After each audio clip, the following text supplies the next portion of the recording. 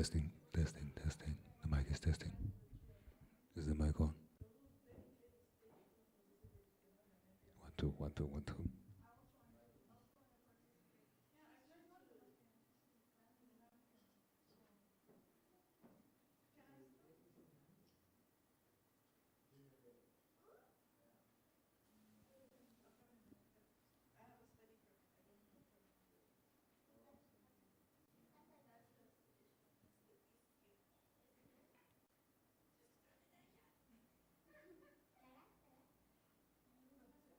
One, two.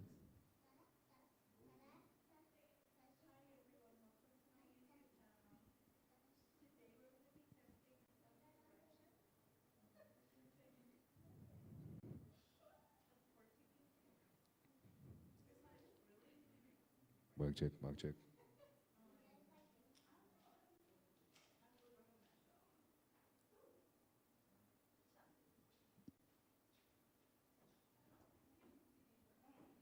The mic is live. The mic is live and active.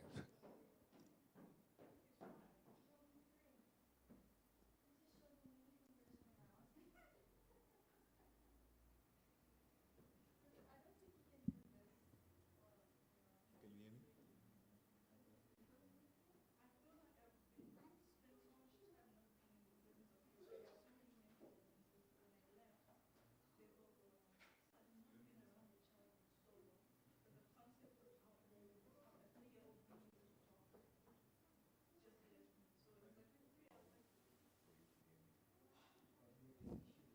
Okay, the mic is on.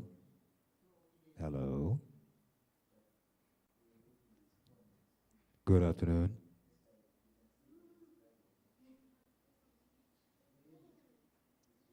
Good morning, good morning. How's everyone today? One.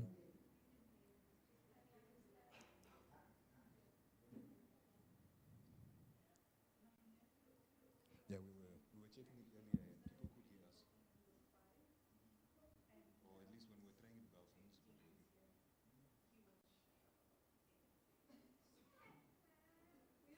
Hello? One, two. There is to increase.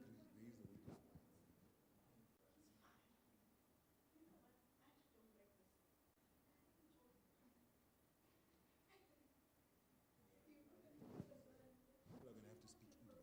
Anywhere so people speak into the mic. Okay, let me give you one more try. One, two, three.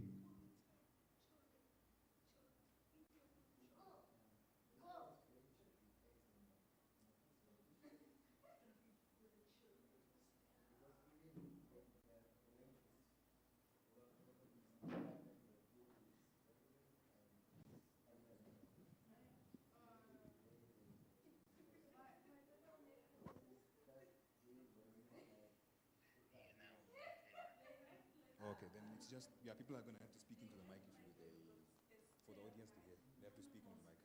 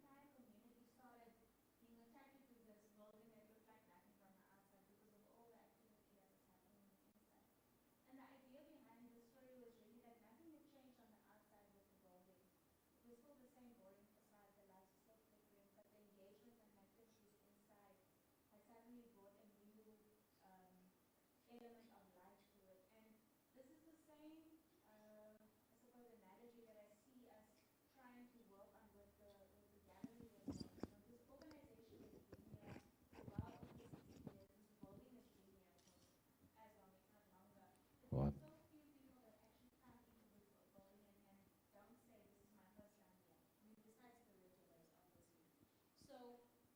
Thank you.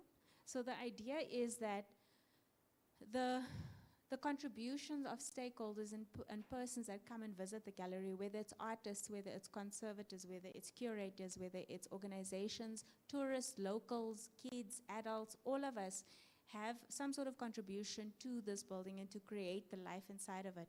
And so the stakeholder, the integrated strategic business plan is really a way of getting input from those who contribute towards the activities inside the building so that the gallery can reflect an accurate activity for the next 5 years that speak to people on the ground.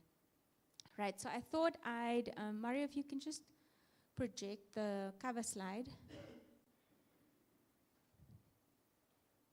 And I just have you say, I want to fully disclose, it's very difficult getting people to participate in something called an integrated strategic business plan. I mean, everybody's like, it's got nothing to do with me. But I wanted to create some context for it, and also just building on our last stakeholder engagement as well. For those of you who weren't here, the gallery as a public enterprise is required in terms of compliance to develop this integrated strategic business plan. We'll just call it an ISBP for short, right? The difference between a normal business plan and the integrated one is that we're considering multiple elements, and we need to identify policies and frameworks that apply to our context. So for the National Art Gallery and other public enterprises, this would include the NDP 6, which is the National Development Plan version 6 for the government and the current administration. We need to look at documents developed by the African Union, Vision 2030 as well. We need to look at legislation, for instance, the finance policy, procurement policy, all of these things that actually shape the way in which the gallery moves day to day, on a day-to-day basis. And so our plan is for the period financial year 2026, 2027 to 2030, 2031. Now that might seem like a long period of time, but actually we're already, 5 months into this financial year. So we're already 5 months into the current financial plan. And the idea behind this is really to say, are we taking into consideration the contributions of the artists so that when we are running programs, we can say, all right, we've listened to stakeholders in education, we've listened to artists operating in the regions, we are looking at artists that are working with sculpture, we've considered printmakers and the contribution that they are giving and the needs that they have. We're looking at communities that are contributing towards craft, because our mandate not only oversees visual arts in terms of the traditional medium where it's sculpture and mixed media and so forth, but also crafts, and I believe that's an area of growth for the gallery from my perspective. So Mario, can we go to the Excel spreadsheet? I wanted to create a little bit of further context as to where we developed the slideshow from. The gallery is required to provide the Ministry of Finance and our line ministry, known as MISAC, with a balanced scorecard, which essentially means we will have a scorecard with which we measure ourselves and our performance, right? So if we're saying that we want to serve 100 artists in this financial year, we need to be able to measure what that looks like and how we serve it. Mari, can you just scroll to this way, to the right? Just so that we can see the first 3 columns essentially. Yeah, more?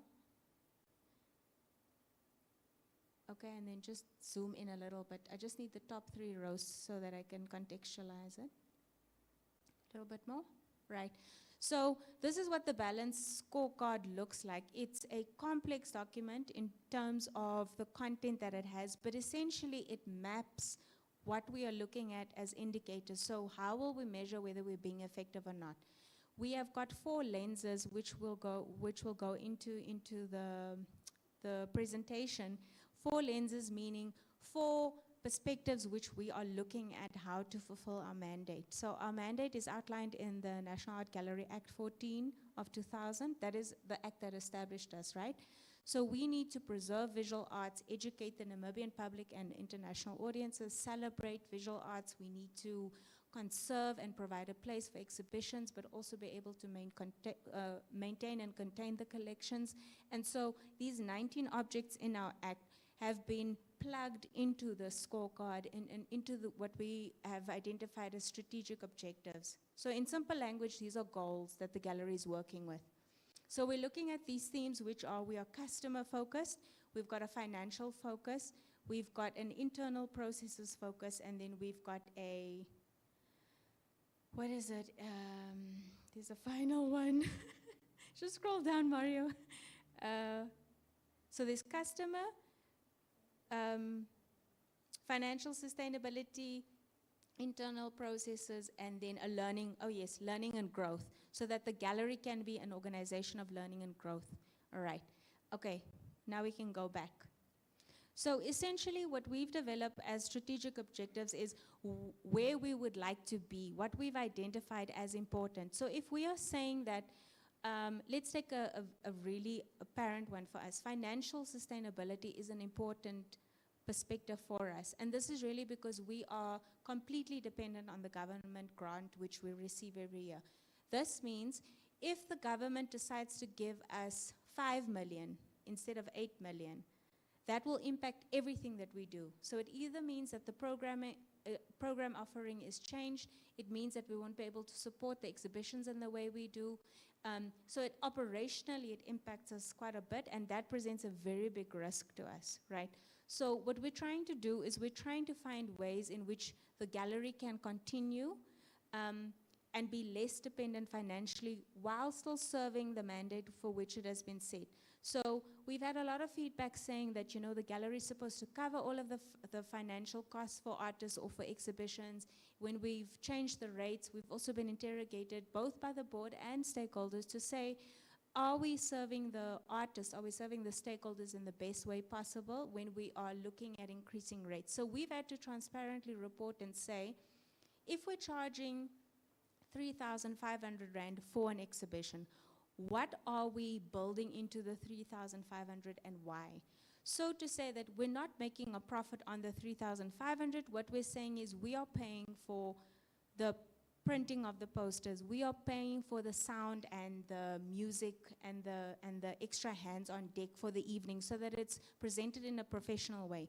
The reason why we do this is so that every artist has a standardized exhibition, so that Ishmael doesn't come in and suddenly he has to project his voice without a microphone, or Hage doesn't come in and suddenly there's no posters printed, he needs to sort that out. We're trying to offer a standardized offering so that artists can also understand that this is something that we expect, a standard of excellence in the gallery, and that the public can also expect a certain caliber of event that's being hosted in the organization as well, right? So the idea there is not to necessarily make money, but to try and standardize the process. If we only give you the venue, then it becomes your responsibility to go and source the posters, to do the designing, to outsource the microphone and the speakers and the music system for the evening. And that places a lot of risk around the organization of your exhibition as well, right? So that's just like a very obvious example. In other ways, we've also tried to support artists by, if there's something that's like delivery that needs to happen, or collection of work, studio visits, that's facilitated by the gallery. All while trying to understand that we are still trying to remain financially viable. So for example, when we rent out our venue to corporates, there is a rate that is charged for corporate events that will benefit the artist at the end of the day, because those fees are plowed back into the operations of the gallery, and then we subsidize certain things. Like, so for instance, the wine and the snacks that we serve, that's at a cost to the gallery, but we can somehow offset the cost because of the fact that we've now rented out our venue, for example, right? So with these 4 perspectives, we are looking at addressing needs from different views. So I've given you an example of the financial perspective, but there's also the one of the customer perspective. For example, when you come to the gallery, do you know where to get the information? Is it easily accessible enough? Are you able to get an appointment with somebody to discuss your idea? how long ahead of time do you need to approach the gallery? Is that information freely available on our website? And not only to somebody situated in Commerce, but for somebody who's situated in the Zambezi region, for example, because we've received a lot of criticism and heat around being squarely focused in the Commerce region. So that means that we need to now think strategically with a very small budget around who do we partner with that has a national footprint so that we can get our presence into the other 13 regions and not just in the Commerce region. And then further, how do you partner with artists that are positioned in those regions or from those regions who obviously would know and have gatekeeper access that we wouldn't naturally have, right? So in tonight's stakeholder discussions, we will look at, I've briefly covered the vision and the mission of the gallery. We've tried to steer away from those, I don't want to say stereotypical, but the expected norms of the vision and the mission where we say we aim to be da-da-da-da-da. But if you have to summarize it down to 3 values, what we are really looking at is we want to create a place that is buzzing with creativity, a place that has a sense of belonging, and a place that serves as a connection, right, or a connector. So whether it's locally or on an international basis, this is what we're trying to embody and love every single day and through every interaction that we're having with stakeholders and other and artists as well. So the discussions will be around our direction for the next 5 years, like I previously mentioned, what it means for artists on the ground. And so your input and discussions in this space is very valuable. I wanted us to kick off the session with just completing a, what do you call it, like a radio button questionnaire as quickly as possible, grabbing a cup of coffee, getting that finalized. We'll do it like in a very short period so that we can then start digging into the meat around what is it that the stakeholders and the artists actually need on the ground. How do you perceive that? And we are ready to take the bullets and games that are coming our way because we understand that in certain instances we have dropped the ball. But I don't see that as reason for discouragement. I see that as a reason to then stand up to the challenge and then motivate our team in a way that uses our resources, whether it's human capital or financial or even the networks that we have, so that we can address collectively the challenges that we have. Because I don't believe that the challenges faced by artists are unique to just artists. Sometimes I see that there's common challenges or areas of growth that are actually relevant to organizations, to individuals, to public enterprises. And so if we can collectively brainstorm how those could what those could possibly look like a solution, that's also very valuable. And then also we commit to providing the feedback to the artists. So we will have a social event where there's maybe something else served than just coffee, but also snacks, and then present again, what is it that we found? What were the discussions? What were the inputs? Because there's been an ongoing process, and we'd love to present it from start to finish to everybody so you can actually see. Okay, next slide. Right, so our idea is to increase our physical visitors to the gallery, but then also start introducing virtual exhibitions. We've seen it executed successfully across the globe. We want to partake in that, and we want to take artists along with us. So if you see an example of another artist's work or how you'd like to be presented, those are the kinds of discussions we want to get involved in so that we don't create or develop this content in isolation. We want to increase the active MOUs, so the memorandums of understanding or agreements with partner institutions. We're looking at being strategic with these as well. Like I said, those who have national footprints, and they might fall outside of our traditional stakeholder partner. So we're trying to see if you know of a stakeholder that you think would be a valuable ally. This is the platform where those are supposed to be brought to light so we can actually then proactively engage them. Then we've got about 340 artworks in our conservation backlog, artworks that need to be looked at, artworks that need to be conserved effectively, but we need strategies around how we're going to do that, because it's not just going to be about getting somebody in a conservator to action that, because there's so many complexities around just getting somebody into work with a gallery, like procurement and so forth. And then currently 8% of our collection is digitized, which is really the first pilot step towards this kind of movement. We needed to get high definition and high resolution images of artwork so that we could actually start to create this digital experience. When you're looking at a collection of an artist online, is the person able to zoom in? You know, are they able to look at the nuances of the artwork, whether it's a sculpture or a mixed media artwork? Are they able to zoom in and see the texture that is actually affected, or you know, the surface areas and so forth? And then finally, growing our income so that we can become less dependent on the government grant. Now this is not even a 5-year goal. It'll probably be like a 15 to 20-year goal, because currently our focus is not on generating income. Our focus is how do we support artists effectively, but also my personal conviction is that it cannot be that artists are being told what to do. We need to collaborate and collectively find the solution so that we can see what is the best way forward and how do we do it. So if we are leading workshops, for example, there should be the initiative taken when an artist is leading the workshop and the gallery is in support of it. It's not necessary that we need to be the ones to be in the front. That's the kind of partnership that the gallery is now moving towards. Obviously, the mandate needs to be the forefront of that. The idea isn't that you are solely generating income for yourself, but that there's a bigger lens and that there's a bigger mandate resting on your shoulders. If you're carrying the mantle of the gallery, it means that you are contributing towards a national goal for upcoming artists, for artists that aren't born yet, for the narratives that need to be displayed internationally. That's what you're contributing towards. And then also, obviously, your financial well-being, right?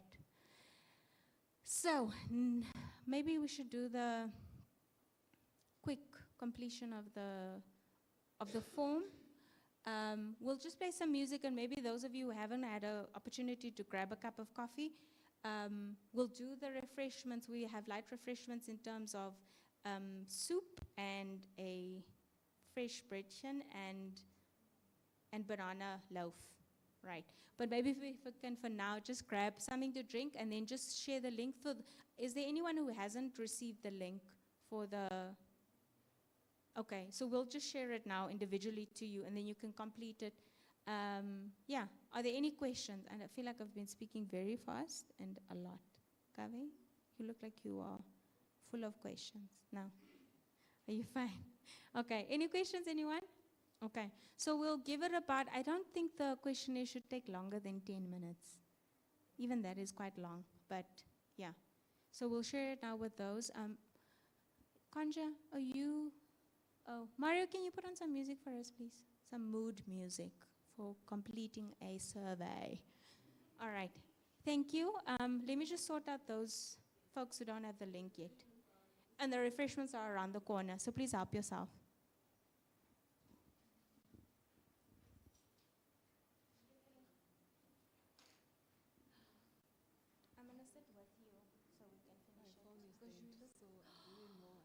Luckily, I've got a charger. Kali, I've got the charger, don't you want?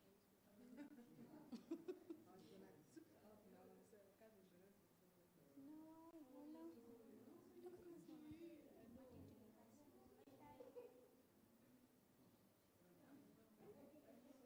this one. Do we need to use the mobile also? Can we just share this? Should I share it with you, Martin? Yes. Have you got it? Okay, let me share it.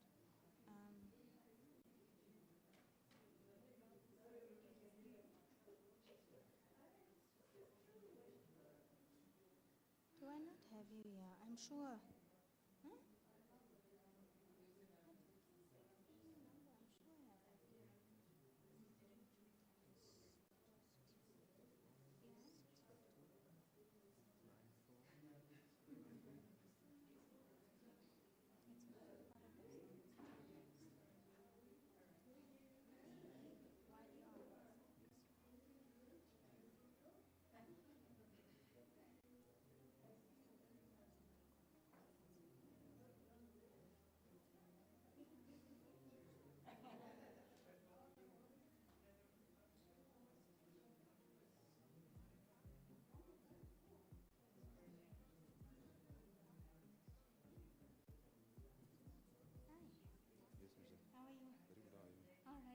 got the link? No.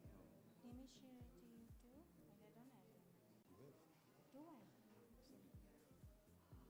No, it's the first time I must meet you in person. Yeah, Huh? I know. You look like an artist of ours called Titi. Mm. Is this as tall as you? Let me just share it with you.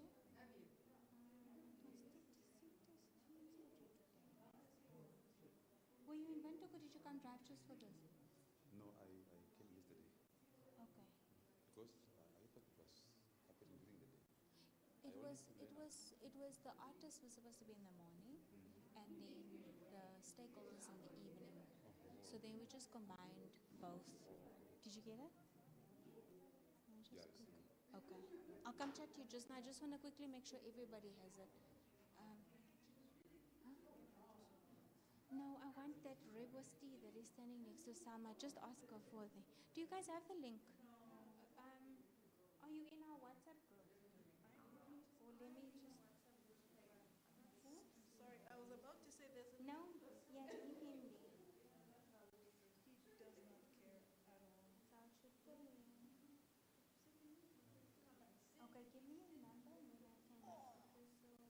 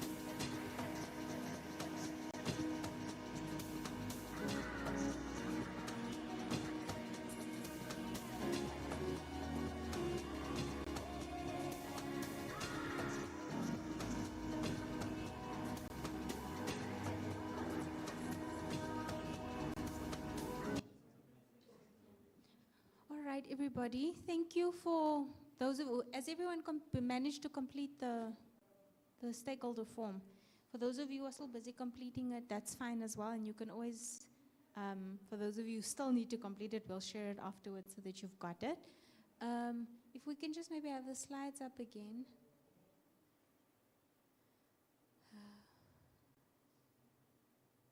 So the next part of the evening will essentially be, I'll be handing over to the curatorial team to take you through the specific questions so we can get into the discussions around what the gallery is able to do or what you think could look, what interventions could look like. So for example, I was just chatting to Kim and Maria about the Tulipamwe collection that you see displayed on the walls and how this is one of the residencies that we will be reviving. And so obviously, in terms of injecting energy and resources, both human capital and funds, into the residency, we also want to improve it. So the things that didn't work, we want to address. And since I think it was 2017, hey, Denda? When is it late? Earlier than that? Yeah, so it was around 2017. So a lot of things have changed since then. So taking into consideration digital iterations of artworks now as well, and being able to cater to that, those are the kinds of things that we hope or would come up in the discussions. Mara, if you can just skip forward. Is this thing blurry or is it me? Okay. Right, so I wanted to just give an overview of the 5 strategic themes that we have identified to take us into the direction the gallery is going. We're looking at stakeholder confidence and strategic partnerships. We're looking at financial sustainability and resource diversification. We're looking at organizational effectiveness and governance. Governance is more for us because we need to be able to report to the Ministry of Finance and the Ministry of Education what we do with the funds that they give to us. Are we executing the mandate for which the gallery has been issued the funds? Then with digital transformation and infrastructure, we're also looking towards that because we cannot deny the presence of AI in the visual arts sector. We cannot deny that this can be positioned as a threat, but how do we get ahead of it by embracing it and starting to introduce technology into our offering as support for artists as well? This won't necessarily, in my opinion, always be expressed or seen in actual artworks, but it could be that if you are drafting an application for something, if you are reviewing your CV for a residency, these are the tools that should be easily accessible and used for those kinds of activities as well. And then last but not least, the people, the culture, and the specialist capability. This is important not only because we are looking at externally focused activities, but we also need to be able to equip the artist administrator internally. If the artist administrator within the gallery understands the needs of the stakeholder externally, understands how they are received, what the experience is like. So touching on things like service design, where you're looking at the touch points for somebody who comes into the gallery. What is it that they first see? I was having a conversation with Annie, was it last week, Wednesday, Annie, that we chatted around an initiative that we want to pilot where we're extending the trading hours of the gallery. We obviously realize that most of our visitors, even in our stats we see it, are tourists. But what are we doing to cater to the local Namibian market? It's only really on exhibition openings or happy art hours on Fridays that the gallery is open in the evening. So we're piloting an initiative to see what will work in terms of trading hours, so extending them, and obviously not abusing our team either, because they've got families, we understand, but saying that, okay, if the National Art Gallery of Namibia remains open in the evenings up until, say, 7 in winter and 8 in summer, what does that look like? What is the offering that we need to include in the building outside of, obviously, the artwork on the walls? What are we going to do to engage people? So we're also looking at maybe setting up light refreshments. We're looking at setting up a coffee shop in our gallery as well, but creating an experience where you feel comfortable enough to stay for an extended number of hours outside of viewing the exhibition. Kim gave a wonderful suggestion around leaving the exhibition spaces open on an exhibition evening where there's an opening. Now first we felt a bit like, oh, but we're going to steal the shine, but it's really worked so well. And we wouldn't have been able to pilot that without that input, as simple as it may seem, you know, in terms of principle, but it was really valuable. So we want to implement any sort of suggestion as soon as possible and within reason. As Annie, just coming back to our conversation with Annie, where she suggested, well, instead of being open like Monday to Saturday, why don't we first just try 3 days? Which I thought was great. I ran that past my team. Very welcomed. So I think also just seeing what works, what doesn't work, how many people are coming in, do we need to up our marketing events? Martin, if we are saying, right, we want to have the gallery opened on extended hours, right? If there's a partnership or if there's an opening at FNCC, we can then sometimes direct traffic that way as well and vice versa, so that there's that network that we want to establish between organizations as well. So these interventions and strategic decisions on the ground help create a better experience for all of us, but we can't do it alone. So those strategic themes essentially serve as our goals. If you think of them as the 5 goals that we have across the years, they don't run one per year. They're actually running parallel to one another. So while we're looking at financial sustainability, we're looking at stakeholder engagement, we're looking at the people, the culture, and the governance, we're looking at sustainability and the digital transformation. All of those things are running concurrently. For example, we've set up our website where you're actually able to create an artist profile. The idea around that is that then artists don't necessarily need to have their own website, but even if they do, they can create a link from the National Art Gallery to their website, so it also drives traffic towards them. The idea is so that if there's a tourist that comes into the gallery, we can say, oh, why don't you have a look at this artwork that is available, and there's an artist portfolio that's been curated by the artists themselves, for example. Something that we haven't done before, something small, but we're piloting it to see if it works. So the idea is under each strategic theme, there are strategic objectives. So an objective would be a smaller goal. We're trying to see if we need to enhance stakeholder confidence or secure stakeholder confidence and strategic partnerships. What do we need to do? So the gallery wants to have stakeholder confidence and strategic partnerships. In order to have that, we need to increase stakeholder satisfaction. But we won't know what satisfaction looks like if we don't ask our stakeholders, right? So, as an example, we will send out a survey and we'll see the majority of people say that, give me an example of something that the gallery could improve on. Maybe trading hours, right? I get out of work at 5, I'm not able to see the exhibitions. Right, so we say 70% of people have said this. What intervention can we introduce? That's the idea behind it. Then, under stakeholder confidence and strategic partnerships again, grow and diversify public audiences. Maybe we're just catering to tourists because of our trading terms. How do we target the local Namibian public? Maybe we're targeting art enthusiasts that are already coming to the gallery. How do we target school-going kids? On a Friday night, instead of going to Grove or to Marua, how do we make the art gallery a competitive form of socializing and entertainment for that market group? So in that case, also diversifying our public audiences so that we can nurture the appreciation for visual arts from a younger age. How do we engage people who are involved in different expressions of creativity? Maybe there's somebody who's baking or creating really amazing furniture. How do we engage them into the space, right? And not operating in silos.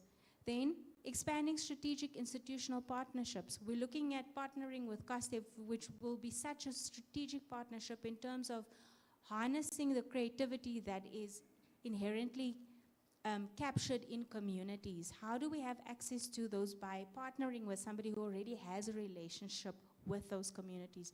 We don't need to go and reinvent the wheel. What we're saying is we can lean in. We can say, right, how do we then meet the needs of our stakeholders and say, right, we've got these resources. Maybe we've got access to artists that operate from in that region. How do we then create a network and serve as a connector rather than just an art gallery exhibiting in Commerce region in that example, right?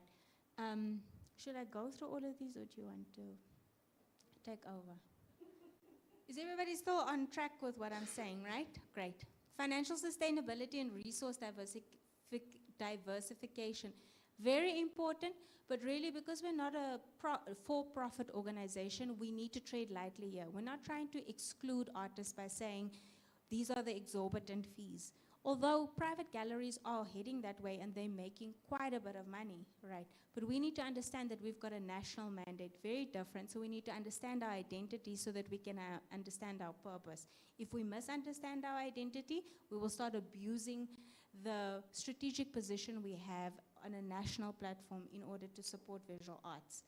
So we're looking at diversifying and growing non-government income. We want to establish a coffee bar. In the coffee bar, we want to sell crafts that are created by communities that aren't in the commerce region to give them access to markets which they wouldn't traditionally have access to. I'm going to hopefully also speak to some other stakeholders that have access to these international audiences so that we can extend the walls of the gallery to other spaces as well, right? Securing adequate and sustained public funding.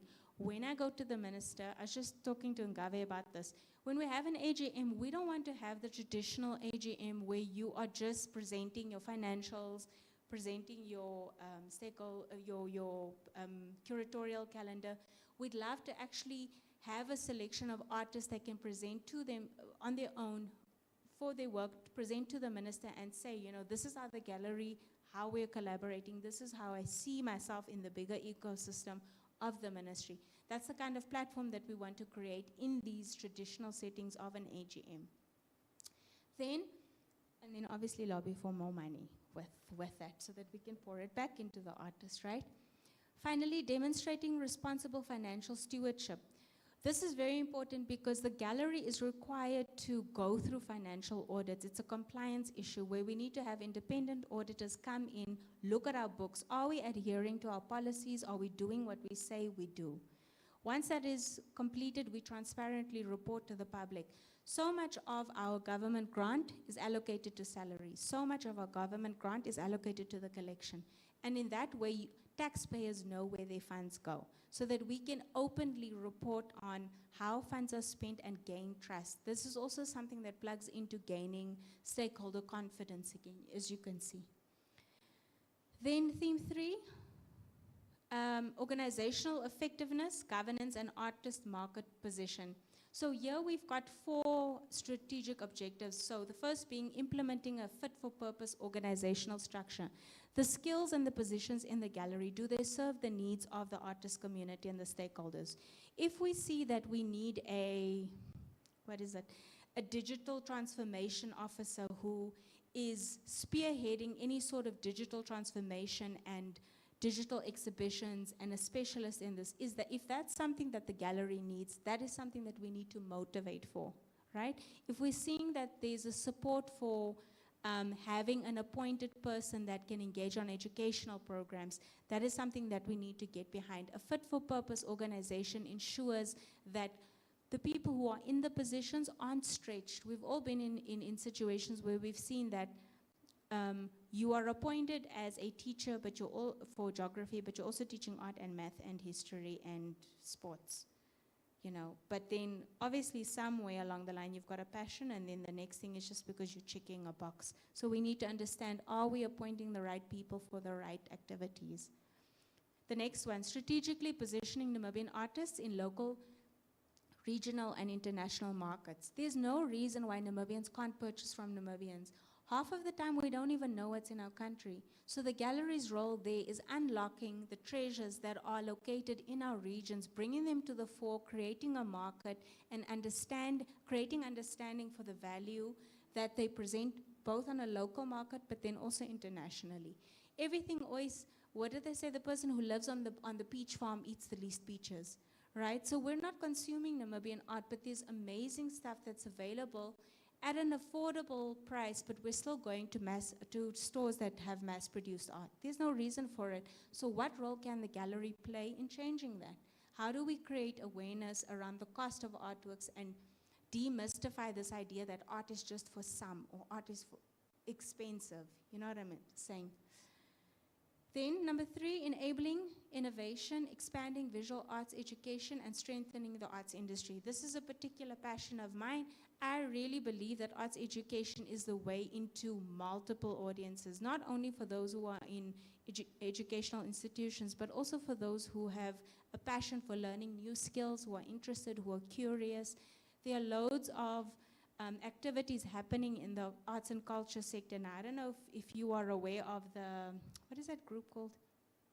It's like cultural activities group, but there's a range of activities that is posted on this WhatsApp group, ranging from comedy shows to theater productions, visual art workshops, plant expos, all of that. And you can see that people are interested. So how is it that we are embedding education into these activities? The gallery's got a role to play, and the artists are roped into that process, because of course we're not going to be the one to facilitate, right? Aktafel, if you're running a workshop and you want to express your artistic journey, you're the one who's going to be able to best express that story. You're the one who's going to get the buy-in. So we want to create and facilitate the environment where you're able to do that. Then improving operational efficiency, governance, and compliance. This is a must that we have to adhere to, right? We need to be able to have a clean audit. We need to be able to say that the funds that we've used, this is how we've used them. We need to be able to report with an annual report, publish it, make it public, put it on our website. We need to be able to say the board has been established. The board has so many meetings. This is what the board fees are for the year, and that has to be public knowledge, transparency. Then theme 4, second to last, digital transformation and infrastructure modernization. This is a big challenge for us. This building is over 60 years old, right? And it has its limitations. We've got challenges with storage facilities, there's leaks, old pipes. I don't think necessarily when buildings are built that they anticipate the expansion, and that is understandable, but what are we doing about it? Access is a big thing for us as well. If you've got a mobility impairment, how are we catering to you if we've got sets of stairs into the lower gallery, we've got sets of stairs into the upper gallery, we've got sets of stairs into out the building in the front. So the only way that you can access the National Art Gallery currently, if you are in a wheelchair, is through the back. And then you are limited essentially to the foyer area and the main gallery. How are we then serving our mandate as a national institution? Right. So we know this is a priority area. What can we do? Who do we partner with? Because elevators are ridiculously expensive. I'm sure there's a reason why they're so expensive, but they're just really pricey. How do we partner with institutions to make art accessible to every Namibian and not just able-bodied Namibians? Optimizing and modernizing the gallery spaces is essential for high standard and quality exhibitions. You want to be able to give your artwork the platform it deserves, and not for it to be in a building where it's really, really hot in the main gallery in December. I know it's usually the UNAM exhibition in December, and people are sweating. So our current intervention is to serve really cold drinks.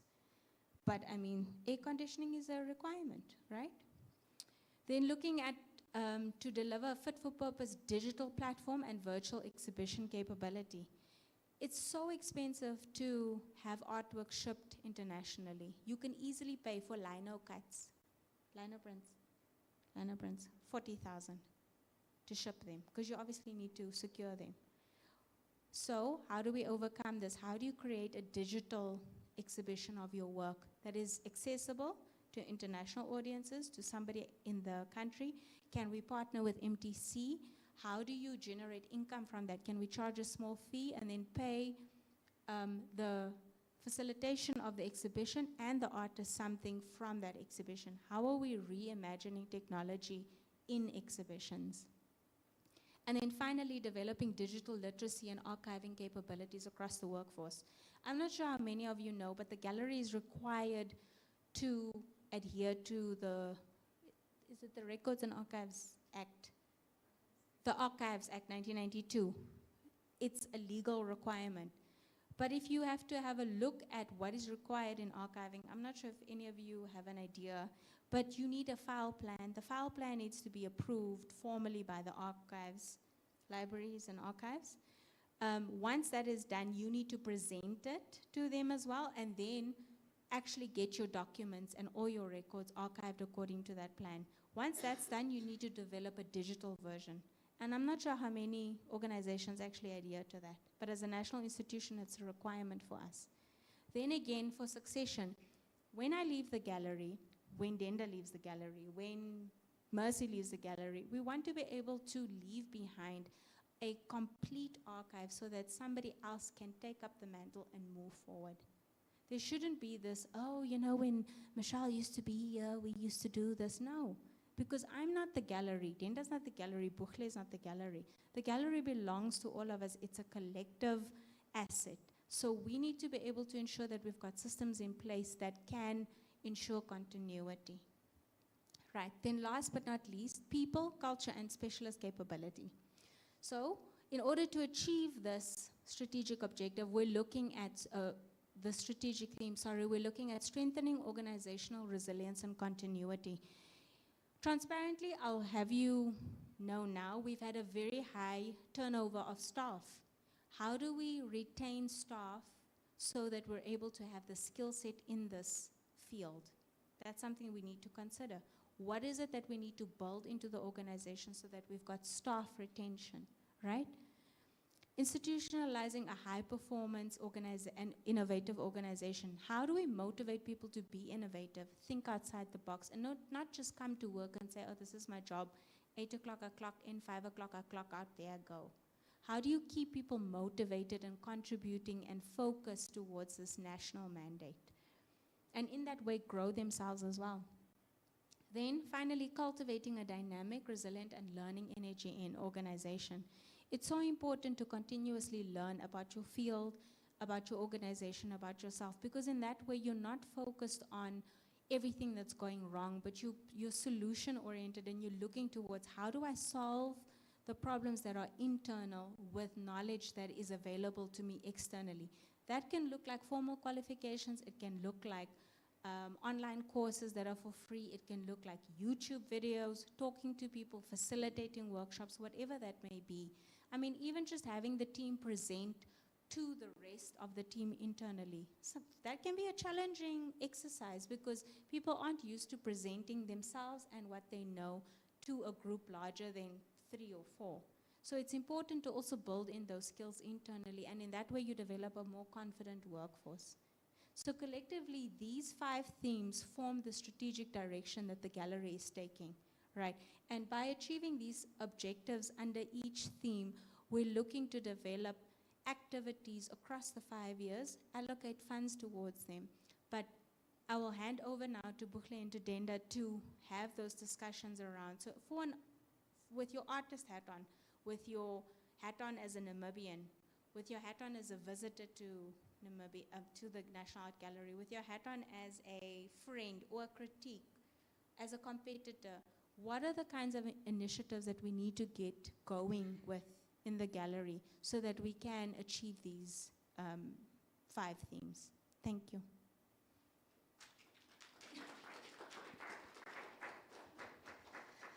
Thank you very much, Ms. Michelle.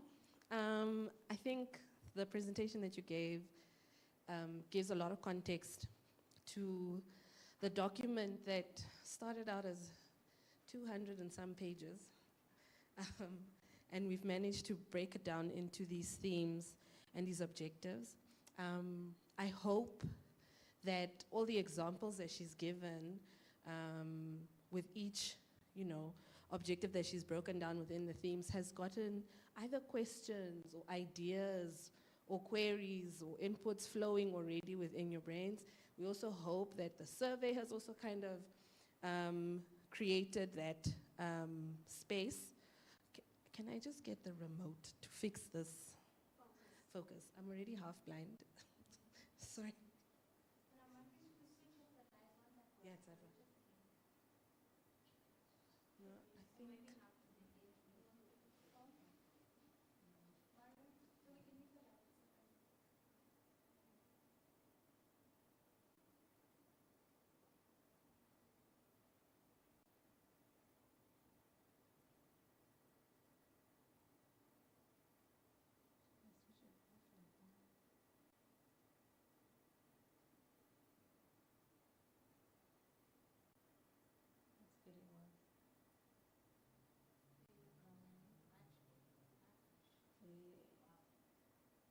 that better? Okay.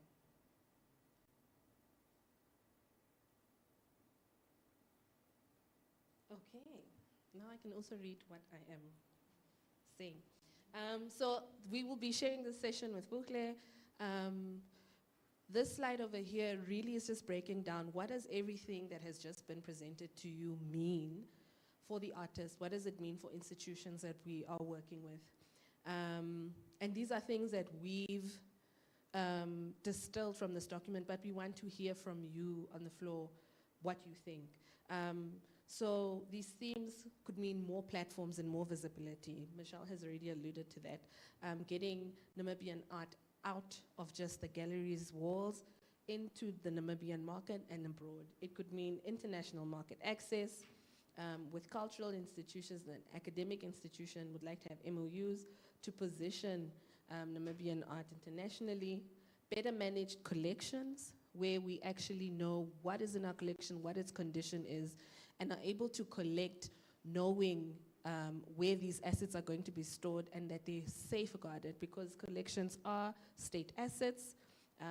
They're something that should last beyond all our time so that we can study Namibian art for years to come, and that we can showcase it in public buildings. And then more commercial opportunities for the gallery as a physical space, using the venues that we've got to hire, whether it's in a coffee bar, selling the craft, sponsorship streams, increasing our budget by bringing in income through these various streams to then fund our support to the artists, and then stronger institutional support, better staff, low turnover. Basically, a stable gallery will be a gallery that's better enabled to serve its community. And then arts education and innovation, something that I think we've been brainstorming a lot about and would like to get started on. Once we're done with implementing a lot of the strategic work, we can actually get to the ground and see what does it mean to educate the young Namibian child on Namibian art? What does it mean for the emerging artist who's entering their career? What is the gallery's role in a mid-career artist's career? What do we input into their journey? And for the masters and for legacy building, what is it that the gallery has in place to support artists in the various places within their careers? So these are some of the things that we've suggested and that we so far put into the plan. But we want to hear from you. And if we could go to the next slide, we've got some questions that would like to discuss and open up to the floor, and maybe have a little bit of a chat around what your thoughts are on the various areas. Is there something that you'd like to? Maybe just briefly. All right, so as both Nenda and Michelle have mentioned or highlighted, the purpose of this is to create a living ecosystem. This document is inert without your voice, without your contribution, and also our initiatives then fall flat. So we do know that we catch a lot of stray bullets as the gallery. The purpose of this is to refine your constructive criticism so that it is not a bullet, but rather is something that we have built into the framework. So we need to take in your comments in order to make this a stronger and living document, and also a generational asset. So we can start with the first question, or rather we can start with an open round where if you have questions on what has already been presented to you, we take that. Just it depends on what the floor says. So I am opening this up to the floor, and we can then co-design or co-construct this engagement. Should we go with the questions first, or should we take a round of suggestions? Yes, Aktafel?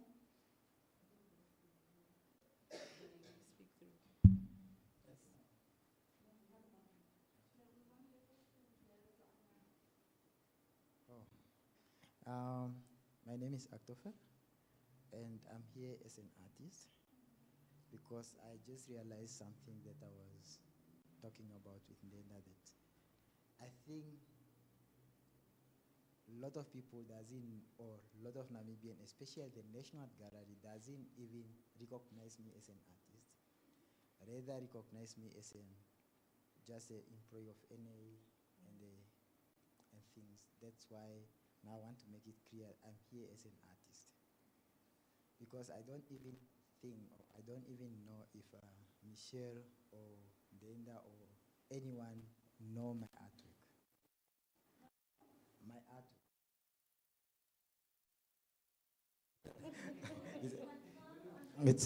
It's a surprise to me that you guys know about it. So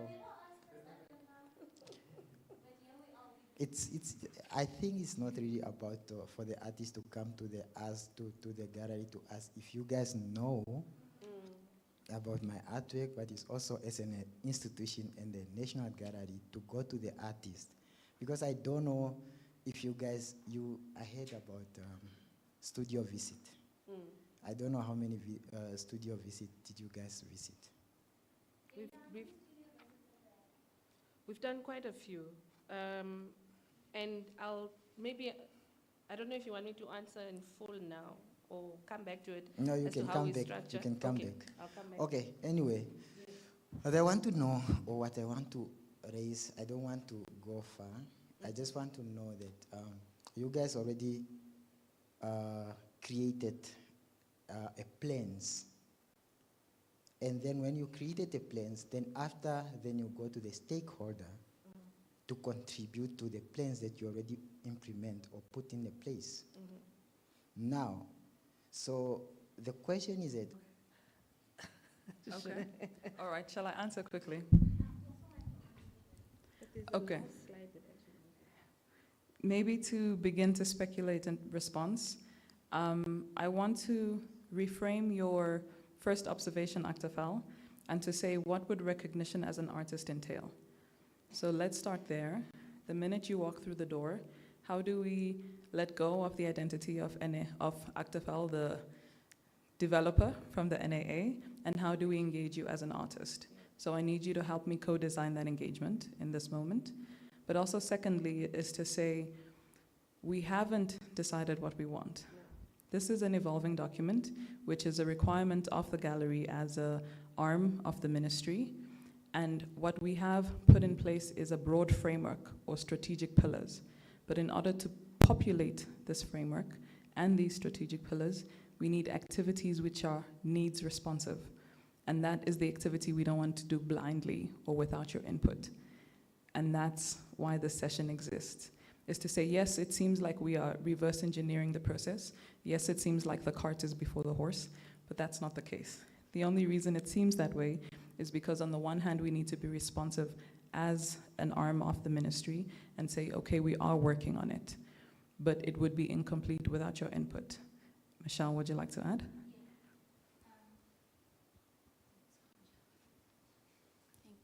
So, Aktafel, just to build on what Bukhle said, there is a responsibility that we have as a public enterprise, right, to report in a very specific way. So this, right, to report in a very specific way. So this template has been predetermined by the Ministry of Finance. If we don't respond in this template, we don't get the money. So there is a compliance regulation that we need to meet. We have done so. We've used the structure of the template, which is predetermined by a committee that is established by the Ministry of Finance. Because we are a non-profit public enterprise, we get to submit our strategic plan directly to our minister, and then it is for noting by the Ministry of Finance. There are two types of public enterprises. There's a for-profit public enterprise and a non-profit or not-for-profit enterprise. When you're a for-profit public enterprise or commercial public enterprise, for example, NamWater, NamPower, NamPost, they generate income. Then you report directly in the very same template to the Ministry of Finance. When you're a non-commercial public enterprise, then you basically have to report to your line ministry, because the gallery serves the mandate that the Ministry of Education, Innovation, Sports, Youth, Arts and Culture is responsible for, which is to ensure that all the objects in the act are fulfilled on a national level. So in as much as we are engaging the artist, there is a part of the wiggle room that we cannot avoid. right? We cannot avoid the format that this plan takes, which is what we're presenting.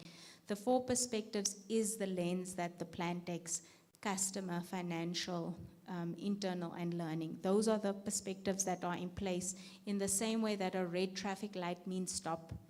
Even if you want to interpret red in China as a lucky color, it still means stop on a traffic light in this country. So in the same way, there are compliance regulations we need to adhere to. What we're doing here is we're saying we are hosting a building. There are 5 rooms. What we're inviting the artists to do is, let's conceptualize what takes place in the rooms. Who do we include in the rooms? What furniture needs to be in the rooms? What food are we serving in the rooms? Those haven't been predetermined, and it very much will shape the kind of atmosphere, the mood, the type of engagement that takes place within the organization. So it's straddling a horse where we need to meet more than one requirement. If we're only going to consider the artist's input, then we're going to let down our obligation in terms of compliance and regulations, and then we won't have the funds. I hope that brings some clarity. So it's definitely not a situation where we've predetermined. When you look at the scorecard, none of the activities on the ground, none of the initiatives have been set. This is why we're having the stakeholder engagement. And this is also I think it's the 3rd iteration of stakeholder engagement that we've had to issue out. Invitations, questionnaires, we've sent out surveys. A lot of the times people aren't responding. Mm.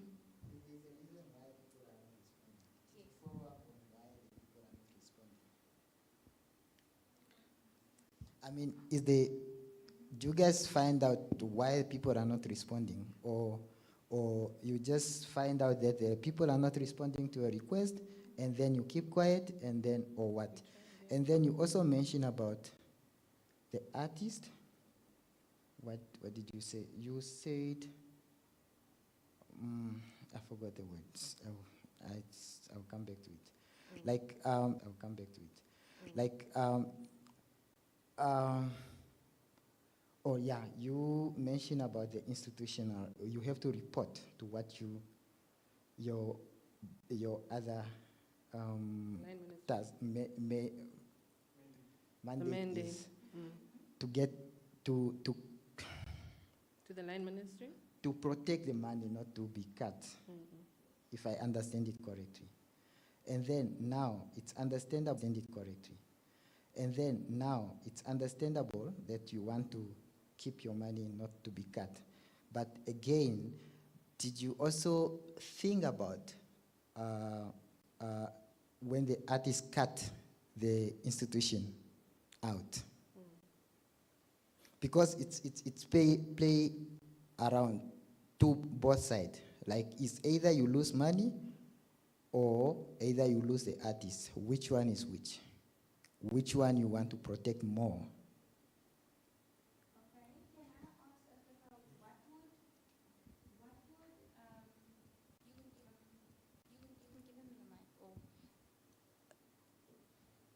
Can you give an example of why we would lose, why it has to be an either-or situation? Why do we need to choose between the 2 stakeholders that are equally important?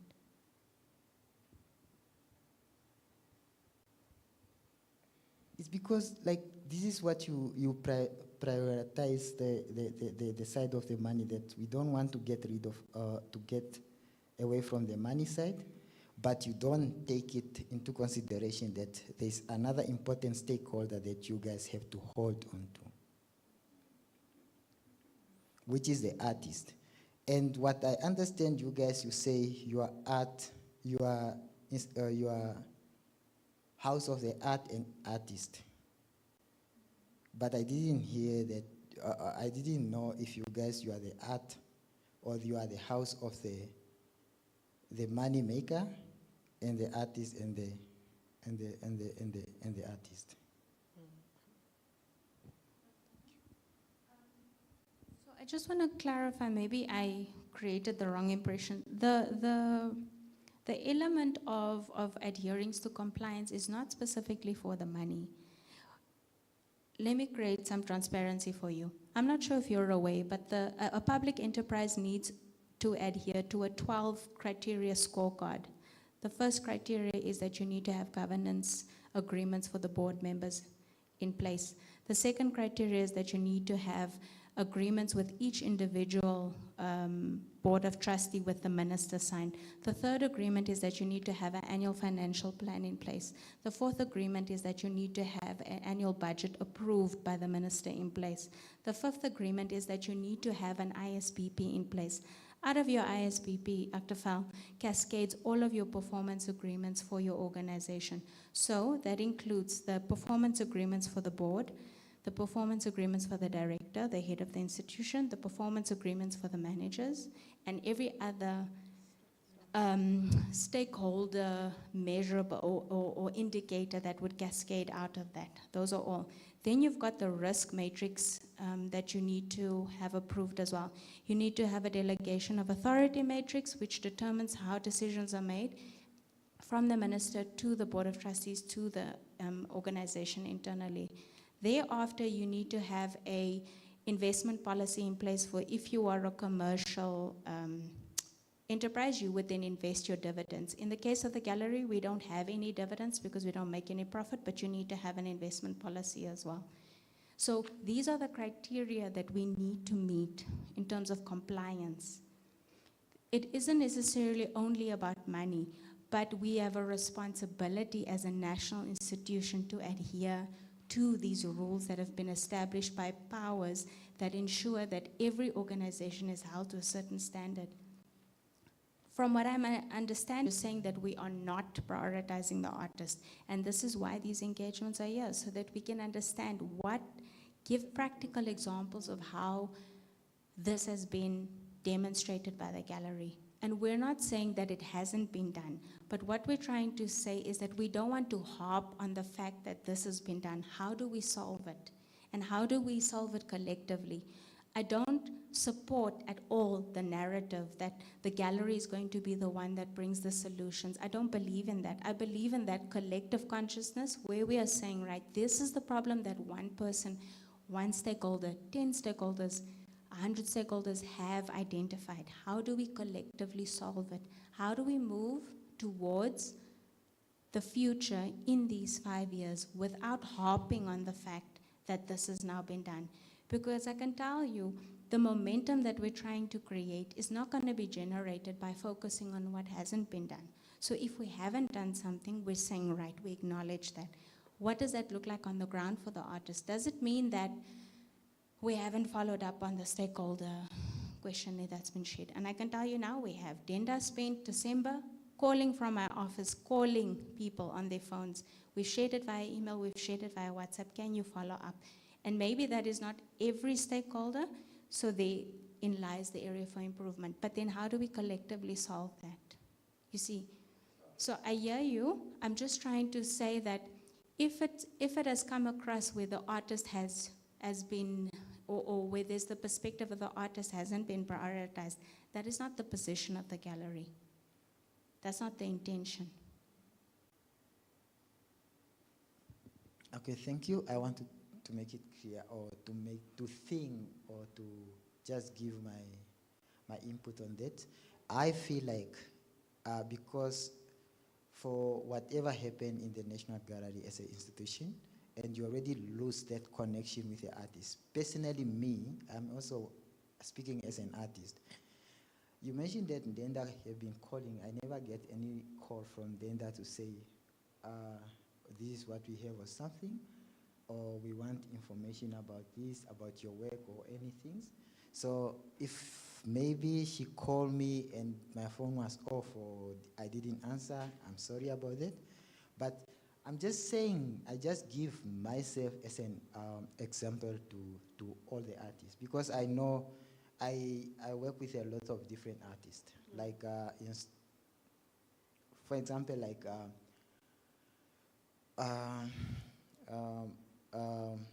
emerging artists, not emerging artists, mid-career artists like Franz Nambinga.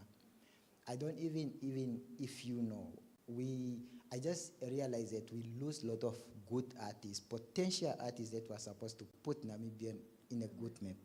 Franz Nambinga is one of them. Josia Shilongo is one of them. We have Philip Ushehama, we have Kim there, we have a lot of good artists that they are just, we have Caleb Haipinge. All those people, we don't see them. And I personally talk to them, why? And then to make it easier, it's like there's a certain thing that cut off the artist from the institution, like the way the institution treat Saima Ita toward the triennial exhibition that was had 2018, right? 2020. 2020. Yeah. And the institution treat that artist, poor artist, very unfairly. And then you didn't even rectify. And you are making up, I understand, I also know that you are making an effort to look or to call the artist to say, look, we are now want to rectify the mistake that we did, but you didn't do it enough. It's not enough. I feel like you go now, I just feel like as an institution, you go to the artist. The excuse of to say, no, because I emailed Kim and he never responded to us, is not enough.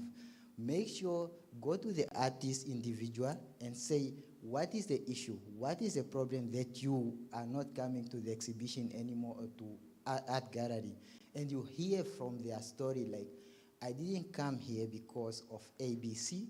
Then you take it there. Then you put it in your record that, so majority of the artists are not coming to the gallery because of ABC. So now I feel like if you start taking that, like including me, I get all your invitation. I choose not to come. This is the first time I'm coming to engage in your thing, but it's not that I didn't see your invitation. I saw it, I just didn't want to be part of this. But I think take an effort to go to the artists and maybe just be with artists and ask them what is the way forward and what is the problem. Thank you. If I may, thank you so much for that input. Can you maybe ask him? Yeah, there's another question. Yeah, because there's a question over there just before we answer. Oh, okay. Not a question, but maybe a comment. Thank you for opening up. It was a very cold day. I almost didn't come. And I also forgot. But I got the call and I had the email. So I just want to comment good work on the gallery of what they've been doing so far. I've seen there's been changes in communication. I used to receive emails a long time ago and then it stopped somewhere along the line, but now I'm getting the regular emails again. What's happening, this is happening, and so on. So I'm really, really have to congratulate you for making the gallery visible again. Even on social medias, LinkedIn, there's always posts. But I do see when you post, there's not a lot of interaction. And it's Namibians who need to interact with those posts. I try to always like or comment. That's the only way to go. But I do see that the gallery is visible again. Like it was going off the radar, but now we do see the gallery is visible. I think as artists, as educators, we really need to sensitize the students, the artists, that they should take charge and be part of this.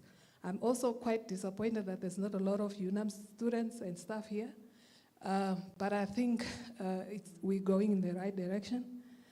And Namibians, we should forget about the times when people used to come to you individually and ask you to participate. If it's visible, if the information is shared, you have to take ownership and say that invite is for me. And if you have something to contribute or something to complain about, the gallery said they are ready to take the hit, yeah? Be here, complain, say what do you think should be improved. But I'm really, really disappointed that the artists are not really engaging the gallery as they should. But I do see some exhibitions, certain exhibitions, they are being well attended. We also see the corporate, you know, the corporate world also engaging the gallery, which is beautiful. So I just wanted to say I'm disappointed from UNAM side, but we hope to do better. Thank you. Thank you very much. Mr. Kim?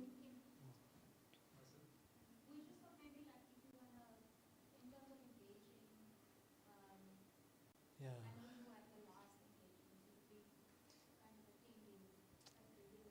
Yeah, I think we've got different sentiments in terms of how we approach certain activities or our involvement. Like she mentioned that, we really need to, put our steps ahead.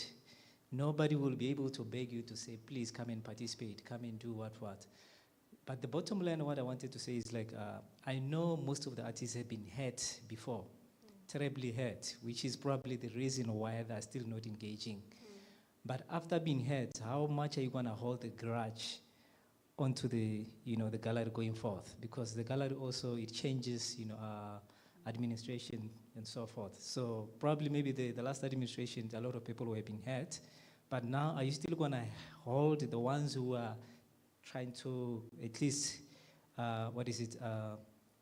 heal the wounds, grudges, within oneself?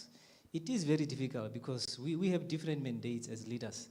If we have different mandates, I shouldn't be associated with the past, that have been hurting people and so forth. But upon that, I think it's a good idea to say, knock on the studios of the artists, maybe to go and hear. So our pleas, our cries differs. That can be maybe another approach that you need to emphasize on. You don't necessarily need to follow that, but if it works, if it's a cry, if it's a tear, there's a reason why that tear is dropping. So maybe you need to probably tie your shoes, knock on every artist's studios, whether there's a studio or there's no studio, wherever they are. See how you can be able to leverage that pain that is still been there. I think that is maybe the best way to be able to heal the past.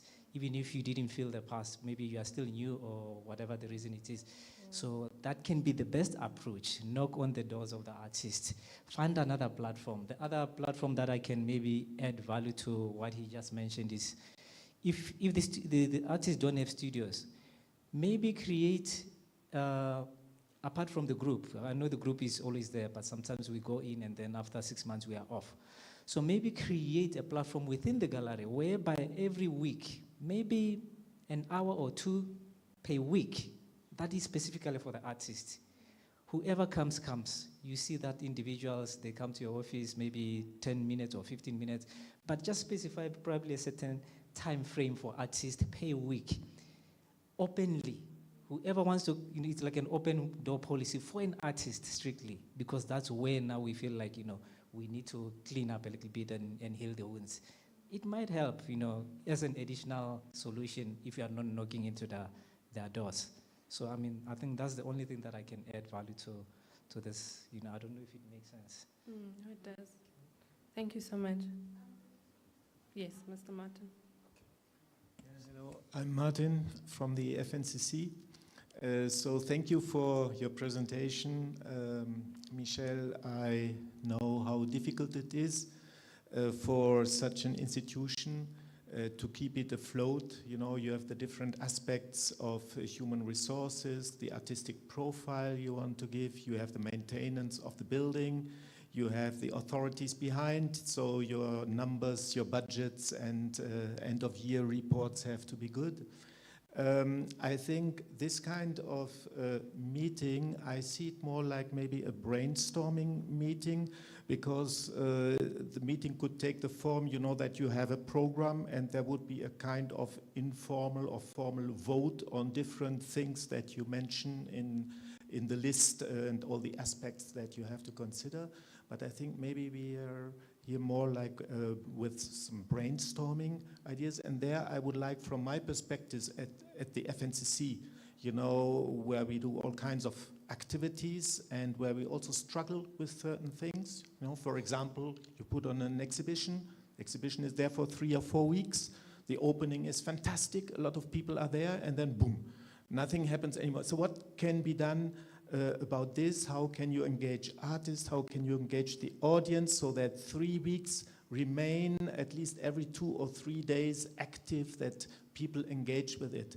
It's probably a lot with education, a lot with working with schools. And so there's an idea. When it comes to international, you mentioned at one point international outreach.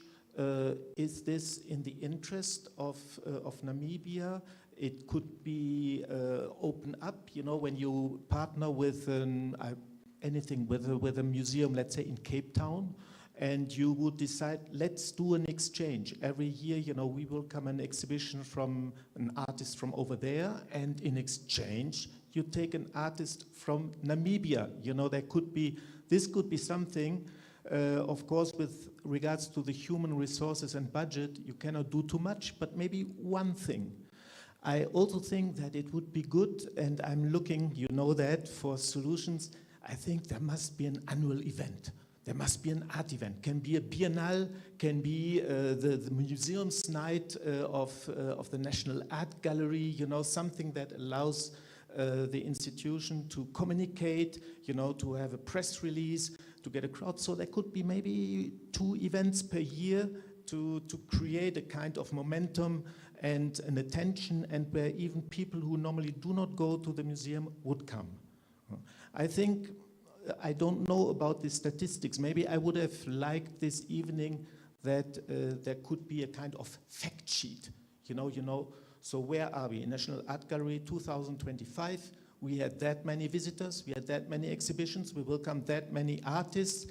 That's what we had in 2025. Where do we want to reach in 2026? Where can we improve? What do we need to exchange? So for me, I'm looking a little bit for a departure point, you know, but so at this stage, I would say it's more about brainstorming. You cannot resolve everything. You cannot do better everywhere at the same time, but maybe to pick out like 2, 3, 4 ideas, you know, to say, okay, this year, 2026, we will focus on an annual event, or on international exchange, or on curating practices. How can we professionalize our practices so that artists can make a better earning from their art, and how can they better sell it also? So this would be more like a pedagogical, a training program. So yeah, so I see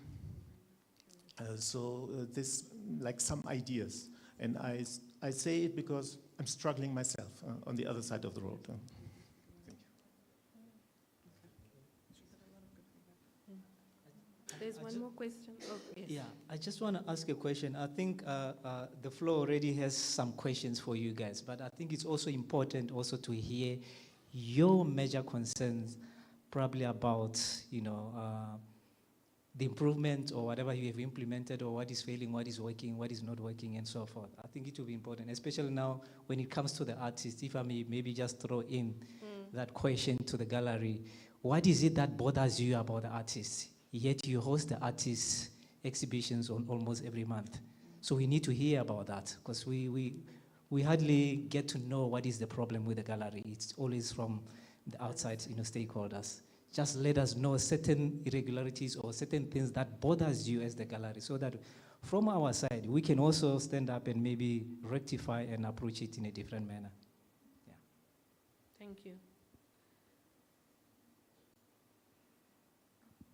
Hi. I'm a visual artist, graduated from Mr. Kim from Kota. So I do have some, I would say, recommendations more, because yeah, I'm not working in the artist field, so it's quite difficult, you know, establishing myself. But further, the point is, as Namibia, I've realized a lot of information, or when we distribute events, it's only a certain group of people that come.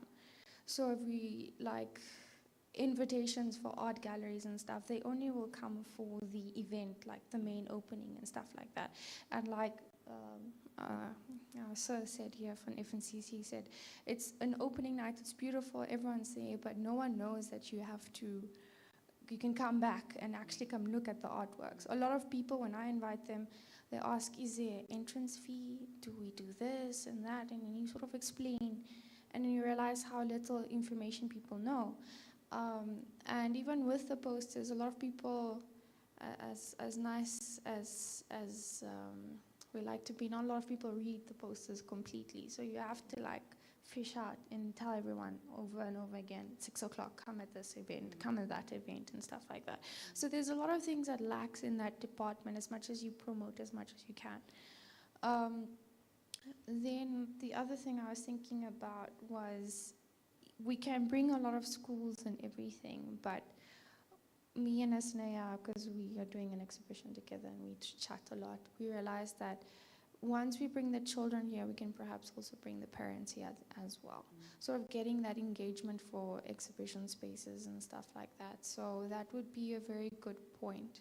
But like I said, the lack of knowledge, people don't know the galleries, and they come to this building, they drive past this building, and as much as I like to say, I'll come to this gallery, they'll come to the NAA or FNCC, and you're like, no, this is this place. So yeah, that's just one of the things. I forgot the others, but I'll give over to my friend. Thank you. Hello, I'm Esnea Zulu, also a visual artist, UNAM student. College of the Arts alumni, yes, the whole spiel. Just to sort of piggyback off what everyone has sort of mentioned, I'm gonna speak more for the perspective of like an upcoming artist, but also a Zambian, someone who's sort of found their footing in the Namibian space rather than where I come from. I'm gonna start by first saying, I know, like, yes, there's issues and it's not perfect, but compared to where I'm coming from, you're doing so much better in the art space, as in artists in Namibia have so many more opportunities and engagement with the National Art Gallery than most Zambian artists have with the Henry Tayali Art Gallery and other art galleries, because our main gallery in Zambia is the Henry Tayali Art Gallery. And even discussions like this, I don't think I've ever, like, it's like what she said of the certain people, there's a lot of gatekeeping, you know, in Zambia of like, even if information is out, it's only out to certain people. So I think here you're doing a really good job of trying to get it out there. And when it comes to like reaching other people, right? I can speak for like upcoming artists. We're very hungry. We just want to do something. A lot of us are not able to make art like a full-time career yet. I know it takes a very long time. It takes a while, but most young artists are just really hungry to do art, to create and to be, you know, visible. And exhibitions are great, but how many exhibitions can you have in a year? We talk about, you know, it's a process. I mean, our exhibition, we've been working on that with the gallery, we've been working for going on 2 years on it. And, you know, by ourselves, we were working on it for like almost 5 years, just trying to get our foot through the door. And it took like, 3 years for us to finally, you know, be fortunate enough to work with the art gallery. Not everyone gets that. But before then, we were just so eager to find someone to give us a space. And it's very bleak if you think that exhibitions are the only way that artists can engage. And unfortunately, with, you know, the gallery and most galleries, we tend to just associate only art exhibitions with the gallery, which is quite sad, because you, as much as you want to give everyone a platform, you can't have exhibitions every single week, because if you're gonna try to accommodate every single artist in Namibia, you might need to have exhibitions every 3 days, and it's just not going to work. So Jordine spoke about something that we regularly discuss about how do you get people to engage, and I was thinking at UNAM we have something called the Heritage Outreach Program. I am a heritage student myself, and the Heritage Outreach Program is essentially us realizing that kids don't really come to the museum. If they don't come to the art gallery, it's even worse for the museum, because they just associate it with it's boring, whatnot, old stuff. And unfortunately, you know, from my experience with being around people, a lot of people associate that with the exhibition as well, in a sense. Unfortunately, a lot of people think the exhibition is just for certain class, right? You go ask someone who, you know, works at ShopRite or something, like, what would I be doing at an exhibition? That's for rich people. And it's very sad, because it looks like this elite type of institution when it's actually supposed to be for everyone. So with the museum outreach program or the heritage outreach program, we take the artifacts to the schools. We take the museum to the children. And I thought it would be interesting to do something similar like that with the artworks, where you've got, you said you've got a backlog, but you also have many young artists who, they have nothing to do. They're just creating in their studios. They have nowhere to take their artworks. Why wouldn't you collaborate with those young artists and say, hey, we may not have, space for an exhibition now, but we can do this thing where we engage with you. Let's go to schools, not just schools. You can go to a mall. You can have pop-up, exhibitions, whatever. Most artists only need a table and chairs, and they're going to put up their artworks, and in this way, I think you can even teach young artists how to market themselves. Because a lot of artists, yes, you are gifted at your craft, but you don't know how to talk to people. You don't know how to market yourself. You don't know how to make your art not feel like this, alien language that people can't understand.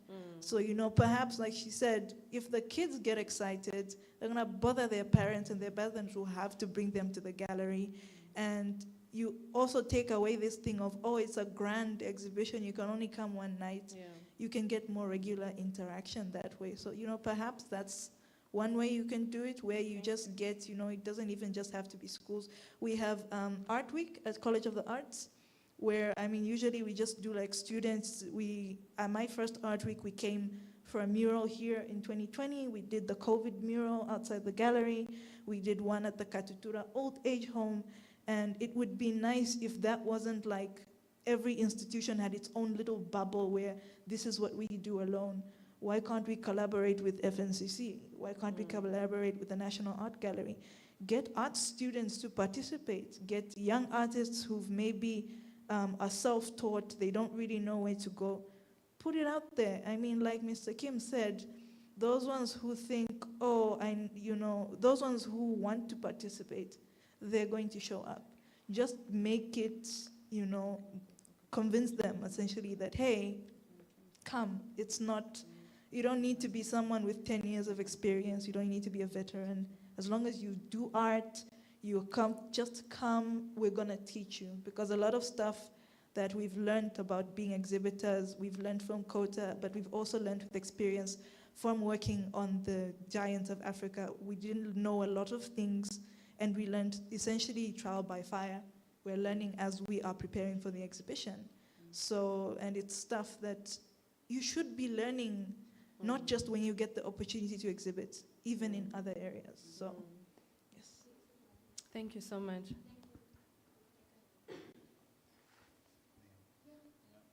I would like to stand up because, I love this place. As a kid, I used to visit this place when I was young, and it's a very beautiful place, first of all. The top floor. The exhibitions that you guys give is very good. I like them. There was this other exhibition that you guys held here for like a woman thing, where a woman had a sculpture thing. Beautiful.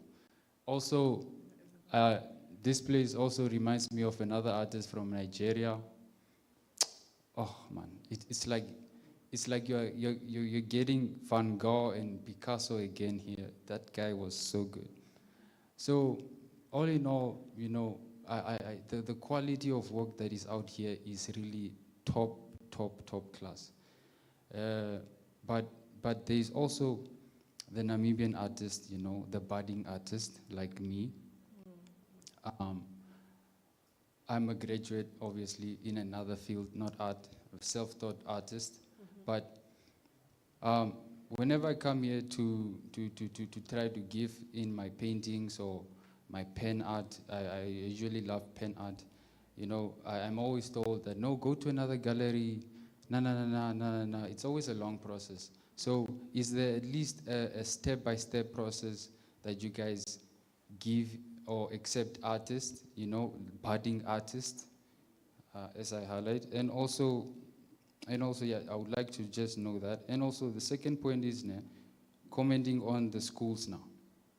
Yeah, almost every company in Namibia always, associate themselves with schools, whether sponsoring, their rugby, whatever, or sponsoring their sports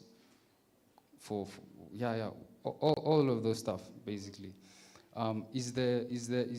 Could you guys also accept maybe one student who's from probably Academia Secondary School or Windhoek High School, who's a very good artist, and be like, yeah, one day National Art Gallery came to Windhoek High School, and they were like, I was one of the best, and they chose me to also participate in National Art Gallery, So maybe that would be a good thing to really motivate people that they have to work hard on their talent and one day hopefully be here as well. And also, yeah, that's one of the things. And also, as a NAS student, yeah, it would be great for you guys to also advertise things there. But NAS it doesn't have an art space, so yeah, maybe that would be like maybe in 10 years. Yeah. So, and also, would you guys please also have like an Instagram expert, because things should be like, like there, we need to, that's how things flow, with Instagram and TikTok. The information flows very fast, and also exhibitions would be maybe more louder. Yeah. I think it's someone who knows how to really make those videos pop. Yeah. Who understands? Yeah, the algorithm.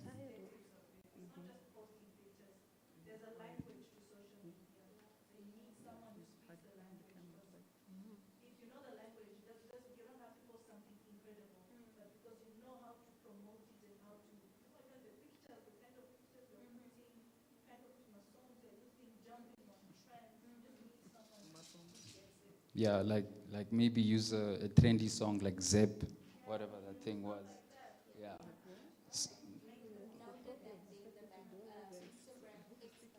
Yeah. So, but yeah, what's important for me, like specifically to me, is just enrollment options. Is there a subscription? What is there? Yeah. I'm going to allow my team to maybe tackle some of the questions first of all, yes, and then I can add on. Okay. So I want to start by saying thank you so much for all. Do you also want to add on?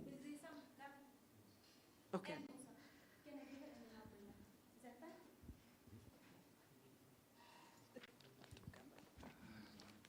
Good evening, everybody.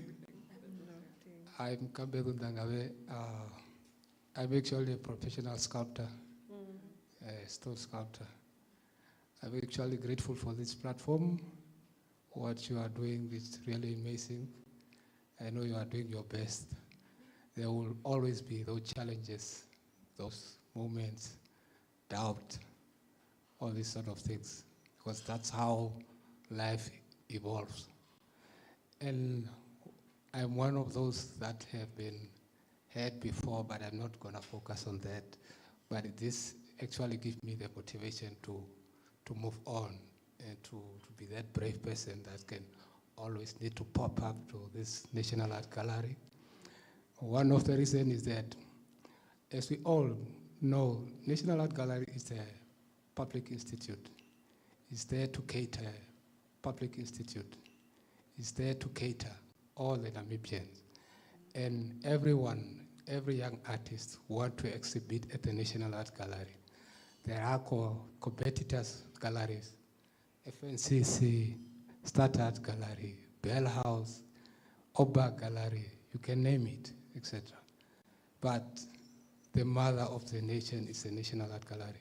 It's here to preserve and have the cultural heritage preservation.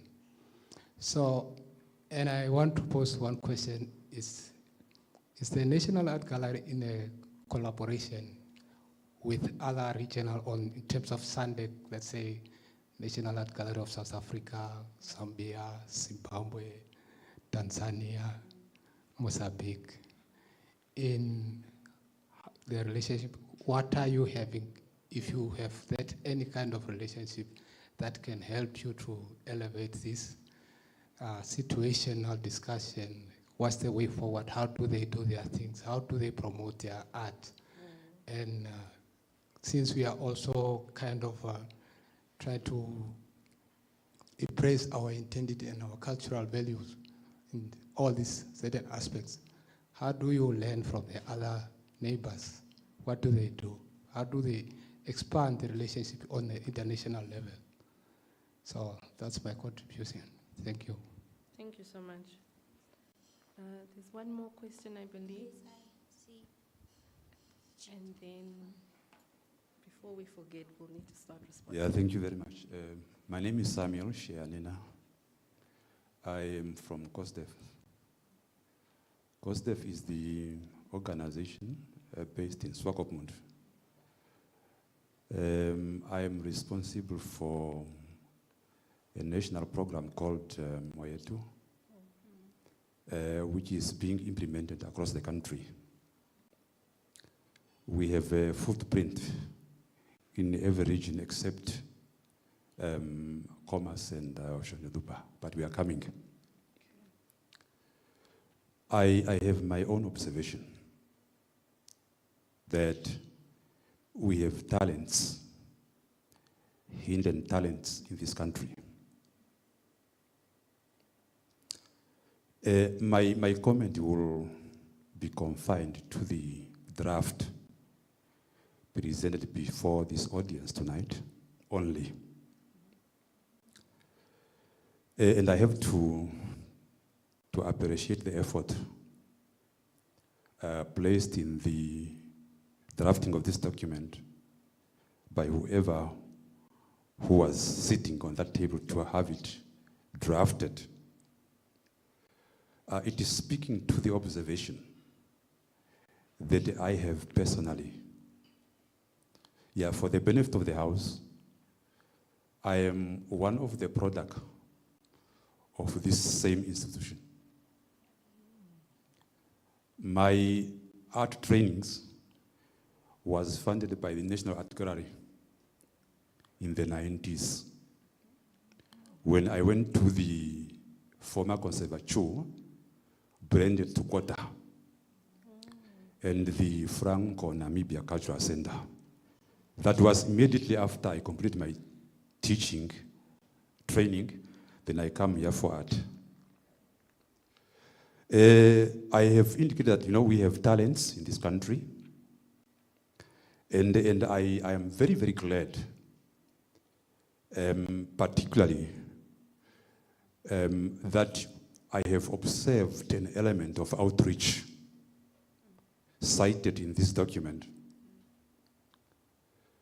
I know what is happening everywhere in this country, particularly deep in the villages where the problems are, where the sufferings are, real suffering. We have unemployed young people out there. We have unemployed mothers out there suffering, real suffering. But many of them, they have learned a thing or two from their home schools, from their home university. They have traditional skills that needs to be commercialized. But education gap is very, very wide. People are not informed that with these skills, they can create their own jobs. They can make money and self-help. Therefore, I think the intention of the gallery if you take it very serious and implement it accordingly, you'll become the messiah of our people. The gallery needs to be known by the people. It needs to be connected to the people and institutions at all levels of the society. You know, you go to the regions, you find stakeholders trying to do the same thing. Yeah? These silo mentalities need to be addressed. Sometimes they are doing it just because their institution wants them to do it, but they don't have capacity. They need advice from institutions like this to make sure that together, this will also translate in the total achievement of your organizational objectives. Look what we have in our key tourist market in this country. Just go there and take stock of what you're observing there. And this is what exactly that we force our tourists to buy. Things that not tell anything about us. Things that not promote the Namibian identity. You have also mentioned about market access. People who are trying on their own, so wherever they find themselves, particularly those that are residing in the, isolated geographic locations, they might be good artists, making or creating cerebral products, but the market is zero. We need to find a way to see how best we can support these people. Only then we can address the situation that we have currently.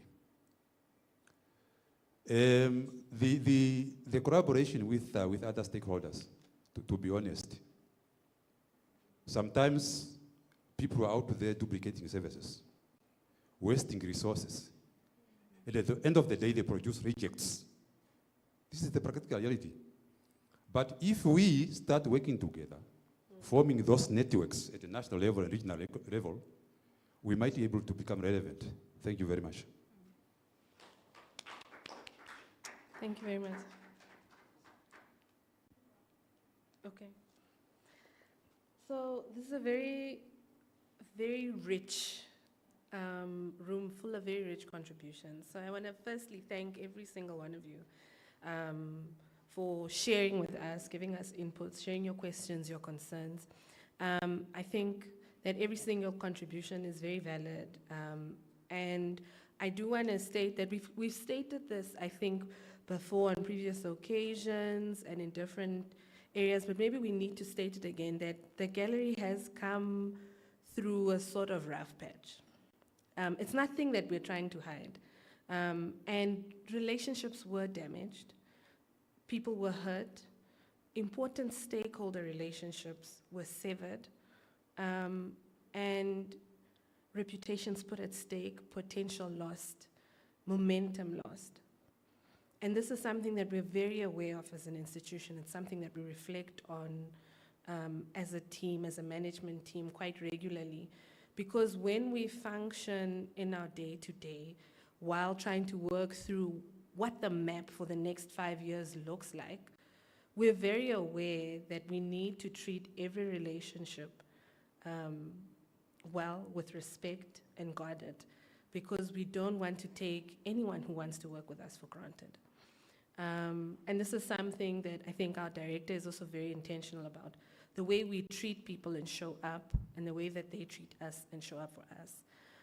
And so we take and hear your concerns, very importantly, with regards to the artist. That is our key stakeholder. For us as curators, we wouldn't have work to do if we don't have the artist and the art.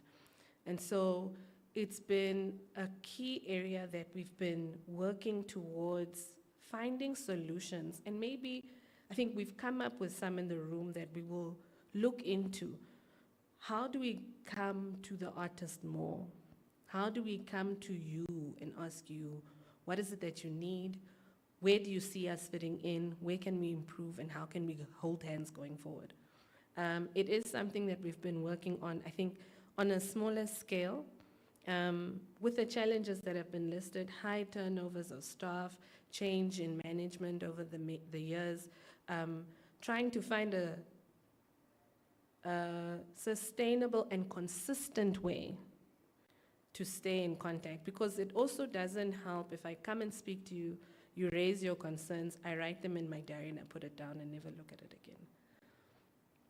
So I think what you've raised is very important. It's not something that we take lightly at all. These are relationships that we cherish because we know from good gallery and artist relationships comes amazing artworks and projects that impact community and lives in ways that sometimes we won't even have the pleasure of being able to see.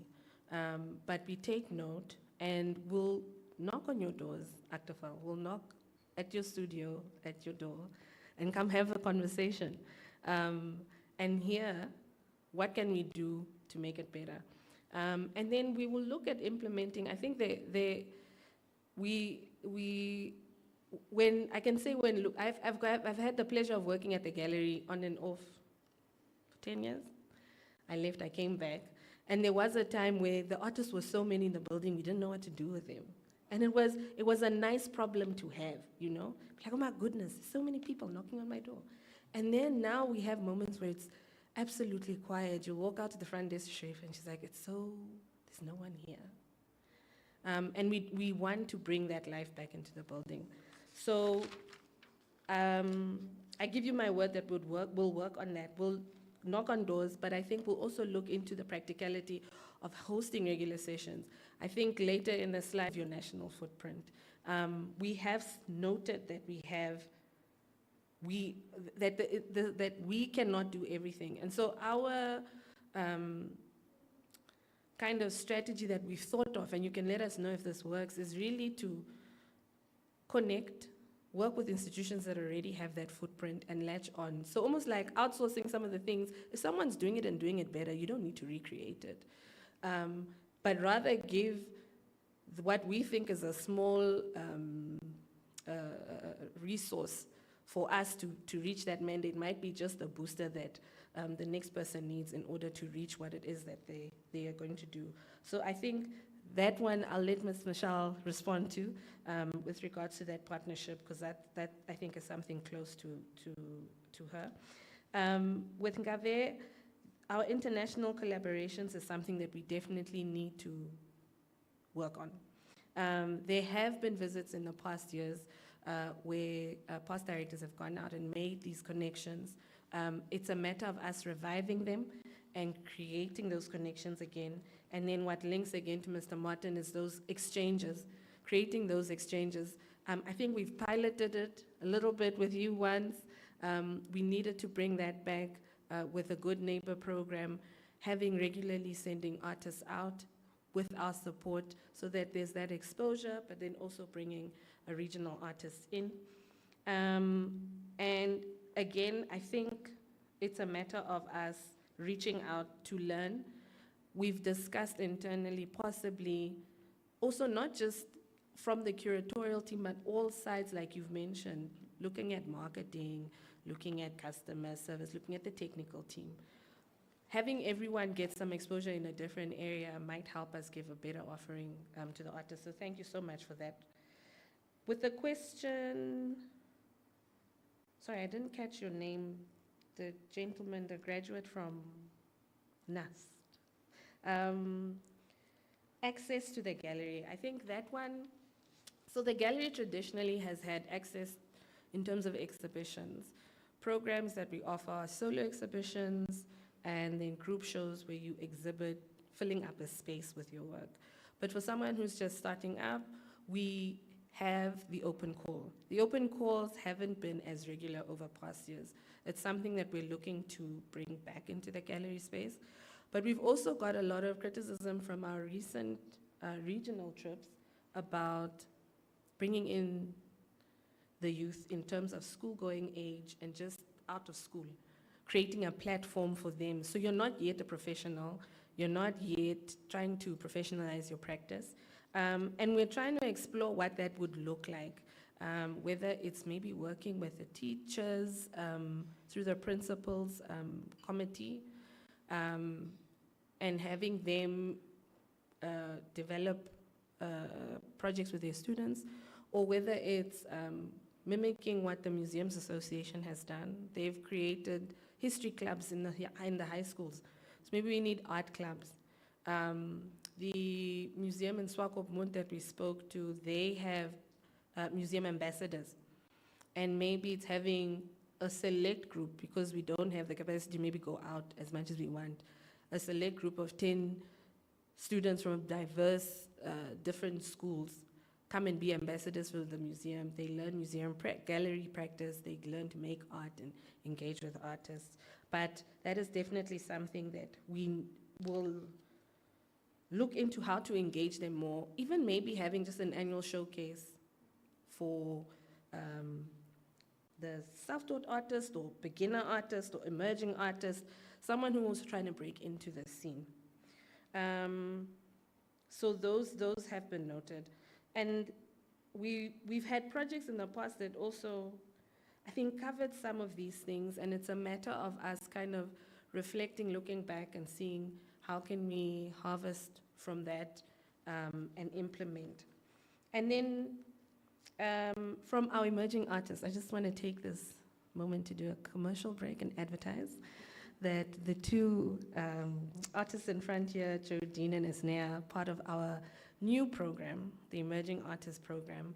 And so when Isnea says it was baptism by fire, they have been our guinea pigs in piloting this program. And essentially, so the advert is on Thursday, there's an opening, so please do join us. They've worked 2 years to create bodies of works that they'll be showcasing. But this is a program that was birthed from us realizing that access is an issue to the gallery. And we are hoping to build up an alumni base of artists that we grow and grow them from then the emerging. We need to see what is the mid-career artist doing, what is the professional, and then what is the master's, to just create these 4 kind of superficial layers. What are they doing and how do we support them? So this is where we've started. And yes, the inputs that you've given there, immediately we were just whispering to each other, there's possibility for having artists. The Artist Week is a great idea. We've spoken about arts and sports quite a lot. People are running in Windhoek, so maybe an artist run linked to, having the galleries night along with the FNCC and having an art market and college students doing things. It could be something that we could tap into while the trends are happening, as you've been mentioning.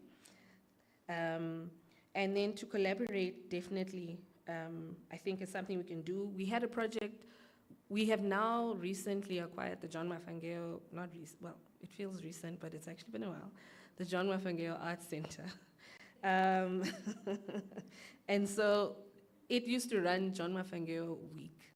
And that was a great project that facilitated some projects like this, that I think we're trying to get in a project officer for the project to run things that are a little bit more responsive. I think as an institution, we spoke yesterday, I think our biggest challenge with now trying to be compliant and everything is our agility. Private spaces are able to be like, people are running, let's go set up a run and do it now. We're like, okay, well, our procurement policy is not set in place and we need, we haven't disposed of the last, and we can't buy in our budget.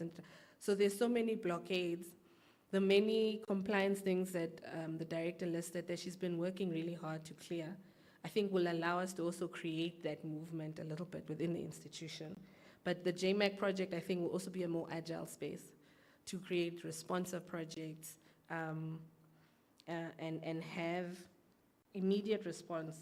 And in terms of the artists, again, the hunger to work.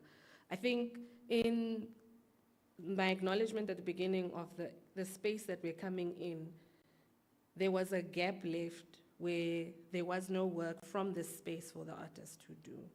And so it left artists who were rising. I think we spoke a little bit about this, Aktafel.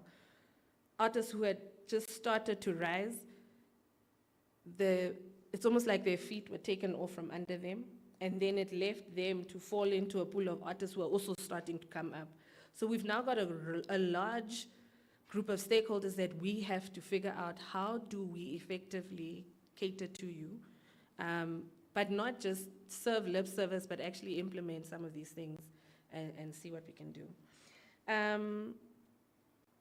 We take note, I think Colin is in the room, he's disappeared, he's just joined our team. I wanted to put him on the spot in terms of the Instagram expert. So I hope he's been taking the notes, because I legit was like, what? To some of those points that you said, but yes, promotion, and the parents and children.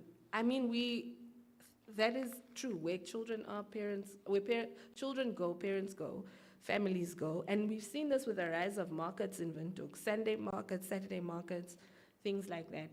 A big thing that, like I said, I think what we need to do and we want to start doing is putting out calls to say, we can't do everything. What is it that you can do? Can you be a facilitator for the gallery? Can you be an art teacher? And we have a list of people that we tap on. This Saturday, we'd like to teach, we scroll down the list, and if you're willing to teach pen art, or if you're willing to teach sculpture, or printmaking, or painting, we call on you and say, this is the fee we can give you. You organize yourself, and then this is the venue, here's your audience. So I think this is a way that we can try and get your support to run things, and we are simply like the venue and host and facilitator. So we give you our resources. We've got technical teams, we've got ourselves, we've got a lot of stuff in this building also, old paints, paintbrushes, things like that. But we need people to kind of run the things. So we want to put those calls out and get you to run things with us, and we are simply creating that platform. I think Mr. Kim asked what bothers the gallery about the artist. I think if you ask different people in the building, it'll be different things. The accounts department will be like, they'll have a different perspective from ours. But I think the thing that we've been trying to push the most is professionalization, how artists show up.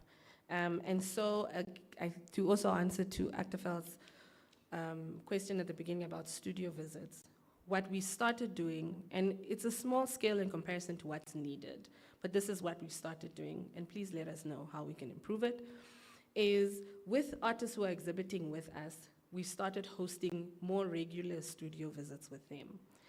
We then have started taking the time in those studio visits to speak about professionalization through them developing exhibitions. What it has meant is sometimes extending the time that we work with an artist before the exhibition is ready, like the Emerging Artist Program. We thought a year was enough, it turned into 2. We also visit artists who come to us, but we can go and go do more. We are also hosting, with a Bank Windhoek triennial competition that's coming up, judges masterclasses.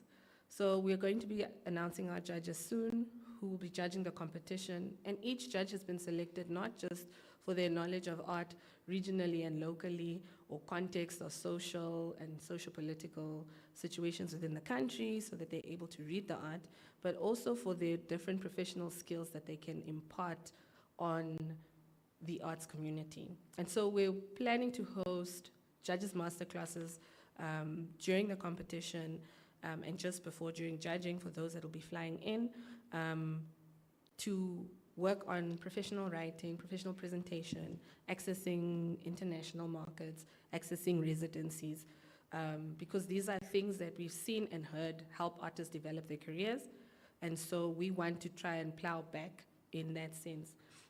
We've also noted that with the competition, for example, it's on for 1 year, and the 2 years in between it's dead, and that's feedback we got when we went to the regions. And so we're looking at how do we activate it during those 2 years. And if it's having an annual program, as Mr. Martin said, perhaps we need to look into that, linking it to develop and keep the momentum for when the competition comes back. So I hope that answers that question. And then I wanted to ask Mr. Martin what kind of collaborations we can start on. I think we've already discussed a few with the galleries nights, and maybe accessing other collaborations in terms of accessing international markets that can be facilitated perhaps through a partnership between the two institutions. Maybe it's something we can look into with the support of the FNCC, how we can get that going. But thank you so much for your inputs. I think I've covered most things. If not, I'm going to hand over to Buhle. It has been enriching. I've written down a lot. We've got a note taker in the back, Ms. Mercy, who's also noting. So we are going to really take the feedback and plan. Opening the galleries was an easy one to do for opening nights. Some of these are a little bit more complex. So we'll go back to the drawing board and see what we can do. Okay.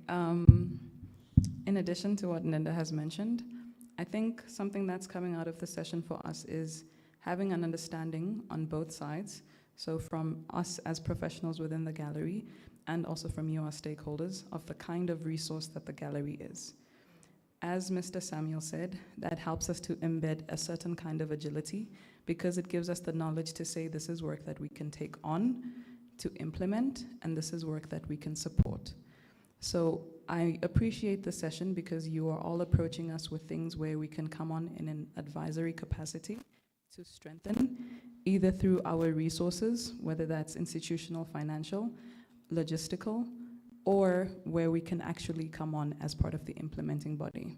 So I also need us to start playing with these two propositions to say, how can the gallery implement versus how can the gallery come on as capacity to support something that already exists or to further it.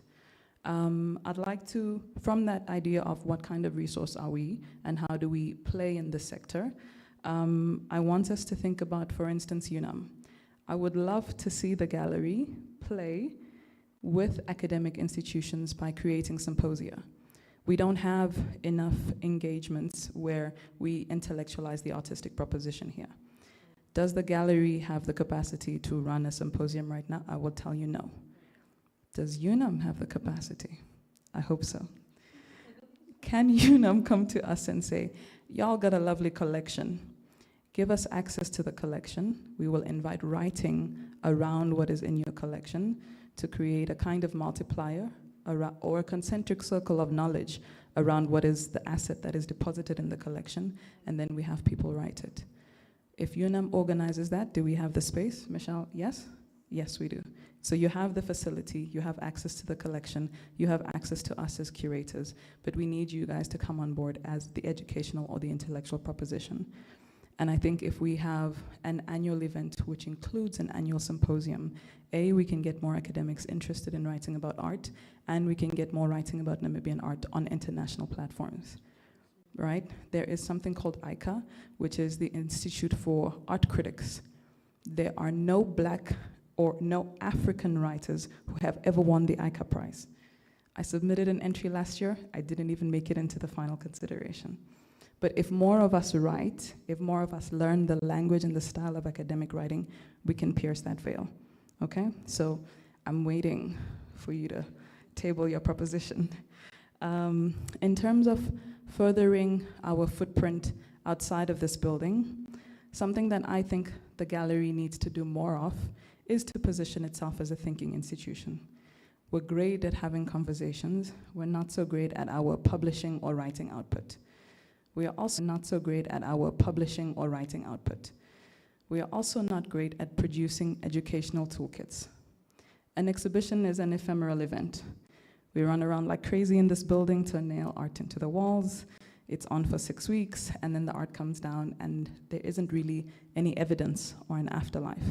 Yeah, there are photographs, yeah, there are conversations, but we would like to increase our publications and to also increase our output of educational toolkits.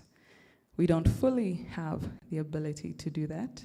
So again, if we create in collaboration with COTA, with NUST, with UNAM, with COSTEF, this ability to create educational toolkits which travel further than the gallery, that is a proposition we can play with. As Nenda rightfully mentioned, when we went on the activations for the Bank van Triennale, we were dragged left, right, and center. For instance, we got to Rundu where people were like, oh great, you guys operate here every 3 years. What happens in the 2 years when you don't appear here? How do we then take on the proposition that art is a livelihood, a viable livelihood opportunity, if there's no way for us to A, engage with you on a regular basis, B, for us to penetrate the market, C, for us to, which is actually A, defend the proposition that we can do this long term. So at that point we said, for instance, we found another example in Khobabis, where artists organized themselves. They created an artist collective, and through the collective, they funnel exhibition proposals to us. We said to them, we have the capacity logistically to come and collect artworks. In the event that you want to organize an exhibition here, we can do all of that backlog, but what we can't do is organize you as artists. So I want us to continue to play with that tension of saying, where does the gallery end, where do the artists begin? I will say, it is very commendable how often artists come and knock on our doors, but also refine the game. Don't just come to my office Monday to Friday. Send an email, write a proposal. So many other artists outside of this space, and by outside of this space I mean outside of this country, have formed collectives. They increase their bargaining power, they write. So they lobby in different ways.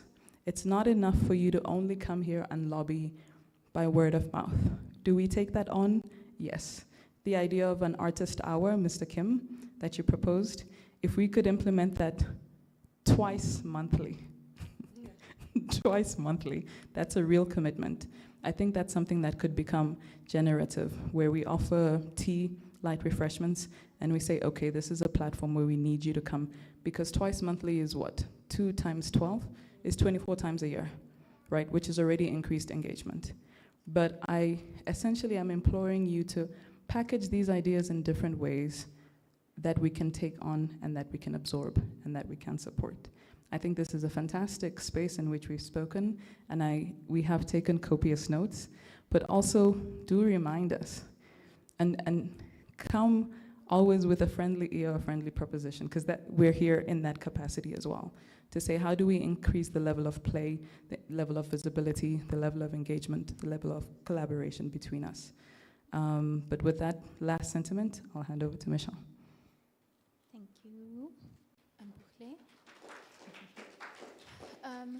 All right, so I think I'll speak to, let me start with the point raised by the collaboration. We have been, one of the key areas that I've been focusing on is to try and expand the national footprint of the gallery, simply because we are a national institution.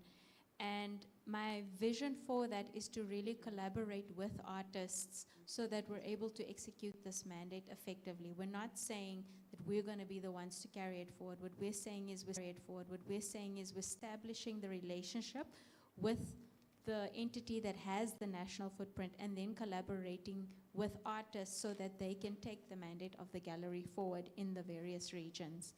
I want to take this opportunity to share something that came to mind now. I'm just reflecting on Aktafal's contribution earlier. When I arrived at the gallery in 2023, on 2 occasions, Aktafal came to my office personally to deliver invitations to me for events that had been taking place at the NAA. And I think this is really what he's referring to, is establishing that one-on-one relationship where you've got a rapport with someone so that you can call them on their cell phone on a Sunday night and say, hey, Aktafal, I'm sorry I forgot to WhatsApp you or send you the invitation, but tomorrow we do have an engagement in the evening, because you've already then established the relationship through the one-on-one engagement. So I also want to commend the institutions that have demonstrated that very effectively and in practice. And that is something I think that would be important to you, Aktafal, right? Because it's something that you've loved. You're not just talking out of theoretical examples, but it's something that is actually practiced. So in saying that, these contributions received and rightful criticisms are not comfortable, obviously, to digest. They're very uncomfortable. However, they also highlight the opportunity for me to then improve in terms of what my office portfolio is supposed to represent, in terms of guiding the team to say, right, we've had this comment come through. We've now learned that there was hurt. I mean, before this engagement, Actaval specifically, the word that the artists have been hurt has not really come to my attention. And yes, I take that on my chest that maybe it's that ignorance or comfortable ignorance of not necessarily understanding it, is wondering and not being curious about asking, why aren't artists engaging? Why is there an issue around, not responding? And in that way, it's a blind spot. So engagements like this are valuable, and we appreciate comments. We appreciate the contribution in this way. Ngave, even for you to say, you were also part of the team, and for other artists that are here that have also been hurt, to say that, yes, this is something, Kim as well, that this is something that is occurred. It's not something that we can ignore.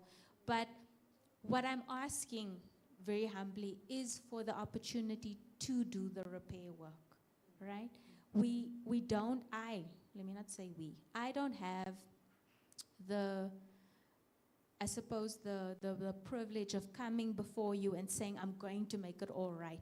But what I really have been trying to do in my portfolio with the team, what we've been trying to focus on, has not been the glorious work. In fact, if you're thinking, when I came to the gallery, I had a vision of the gallery standing as a tree. I think the baobab trees are the ones that grow that huge, right? As a baobab tree, where the branches would serve as networks and provision and resources for the artists that essentially form the ecosystem of this sector, the visual arts sector. But what we have been busy with for the past 3 years has been the unglorious work of shooting roots, of anchoring any sort of future branch or leaf or fruit, for that matter, in something that's not just going to blow over when one of us leave the organization. And that is not always visible. It's not always exciting. In fact, it's actually quite boring in the general sense. Sometimes we do get a little bit of excitement flowing through our veins, and especially with this ISBP. When I first learned of the ISBP, it just felt like this enormous task, a compliance task. But once I started to understand the value that it brings to the organization and to the stakeholders, I started to become excited, because this is really where we could get everybody to get hands on deck and start to implement solutions that were practical. I mean, I'm an academic at heart and a creative, but what I see this plan as is a research plan. If it's not something you can plug and play, it really doesn't matter, because then it's just going to cause confusion at the end of the day. But engagements like this allow us to see where the blind spots are still, like your second reviewer that's always bringing up things that you never even thought of, right? But being able to address them.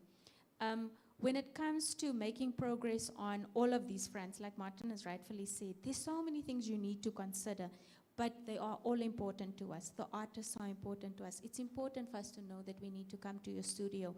And maybe we can do it in a way where we bring students, school-going students, to the studios with us, to create exposure, to understand what's going on, so that we're managing multiple deliverables or objectives that we want to achieve in one go. I think the suggestion of having the artist night, is it right, is great, but so is that 2-hour slot. I mean, I will probably need to put that slot in my diary now, so that it is already blocked out. But I love the idea of being able to have a conversation with artists, with their ideas coming in my office. But really what I'm asking, and maybe this is the thing that bothers me, is that I need artists to push through the resistance. If it's that someone is unavailable, push through, send the email, send the WhatsApp, be persistent, so that we know, so that we cannot deny you. So that we're not operating in the sensitivities that we're not necessarily even intentionally causing. We don't want to ignore a request or a plea or a tear. We really don't. Our intention is to serve Our intention is to improve. Our intention is to grow, and to do that transparently. But what I suppose my ask is of the artists and of the community is that there's grace for error. Because I feel like all of the mistakes, it's like being the last born. All of your siblings have made the mistakes. Now you better walk that tightrope of not making one mistake, right? But we're going to make mistakes, and so we should, so that we can learn and grow. But we're doing it together, and that's the important thing. I think that's the idea, is what does the gallery look like moving forward collectively? Because now we all need to be brave enough. I need to be brave enough and relinquish the fear to hear the comments, to understand that they don't come from a place to break my office down or to break down my team or to take it personally. And I want the artists to be brave enough to show up again, despite the hurt, despite the past, and believe that there is a future that we can collaborate with together. And it's not always going to be perfect. We're going to have to figure it out. But the point is, if we're committed to figuring it out, we're going to head in one direction. So all of the comments we've taken into account. What we're facing externally, we're facing internally. I think my team has also gone through an immense amount of change management. I mean, they've had 3 directors in the span of 4 months. I think that was the time span that there's so much change happening, changing internally, staff leaving. You get attached to interns, they leave. You get attached to somebody who's been working, they leave. You just don't know whether you're coming or going. So I think while we're in this change process, to understand that the intention from our side, and I believe it's the intention from the artist side, is always to see visual arts grow and be nurtured in this country, right? And with that in mind, we can always move forward in terms of finding a solution. And that's what I commit to. That's what I commit on behalf of the team. That's what I commit to for the artists, because you are our priority. The Namibian creative scene is bursting with potential. And I believe that if we don't embrace artists, if we don't, what do you call it, like lock arms, we're not going to achieve it. It can never be a either or. We've got to stay in the end. So yeah, I think that's just my contribution. I've taken note of all of the, the Instagram expert. I've taken note of the ideas. I wanted to speak to the collaborations. We have a meeting coming up on Thursday with a stakeholder. We're applying for funding so that we can exhibit with museum, art galleries in Botswana, South Africa. I think it's Mozambique as well, and in Namibia, but they want to host the exhibition here. So that's something that we'll also engage artists in once we understand what the funding call is for. So this really demonstrates something that is constantly ongoing. There's always calls for funding and applications that are ongoing, and we lobby, we're writing. They're not always successful. In fact, most times they're not successful, but they're ongoing in the background in any case. So those collaborations, we've approached Site Marker as well for best practices. We've approached the National Art Gallery of Zimbabwe as well. There are conversations that are ongoing so that we can establish some sort of rapport. We've sent 2 Namibian artists to Germany as well. We've had 2 German artists come here. And so we want to create exposure and pockets of exposure, activities of exposure, so that we can have these engagements amidst all of the adult compliance issues, I suppose. So yeah, I just wanted to say thank you. I know we are edging very close to the time. Are we past time already? Yeah, so I wanted to take this opportunity to maybe give anyone else an opportunity if they wanted to ask a question or contribute. But like Kim has suggested, I will put out saying this so tentatively, but I will put out a call to say, these times you're invited to the gallery to come, open office door policy, to come and have a conversation. So like Denda's rightfully said and Bukhle said, bring something more than just a verbal proposal. Bring a document. Come chat me through a proposal, chat to the curatorial team through an idea, have visuals, put something together so that we can use that as a departure point. That is the level of professionalism we want to see in our artists. And we know, obviously, there's more than enough capacity to do that. And if there isn't, we're here to support. So, thank you.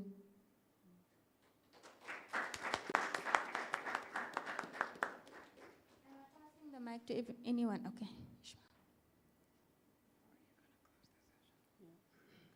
I just have a little bit of, I don't know if it's a complaint or, I don't know the artist who paint this artwork, but to me it doesn't look professional when it's like this. It's warping. Yeah. It's bending like this. When you guys, you can frame it nice.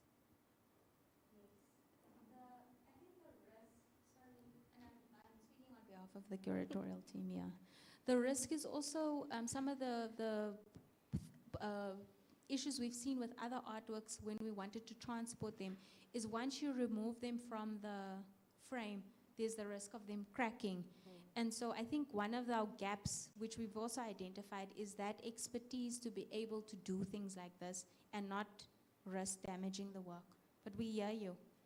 I don't know how we've been applying for funding. There was a funding call from the US that we applied for conservation training for artists to go on. We wanted to at least have a select number of artists to also go on it, and then some of the gallery staff, but unfortunately, we weren't successful in being selected.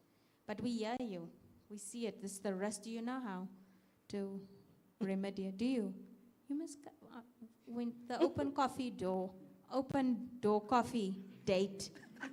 What is the acronym for that? Open door coffee. Artist hour. Or artist hour. Yeah, maybe artist hour is easier. Thanks, Coach. Yeah, it's a very simple question. It's a very simple solution to that. Because if something is like that, you just don't put it up. Because the way you put it up, you represent the artist in the bad way. And it's not about the gallery, it's about the artist that's represented in that way. It's the things.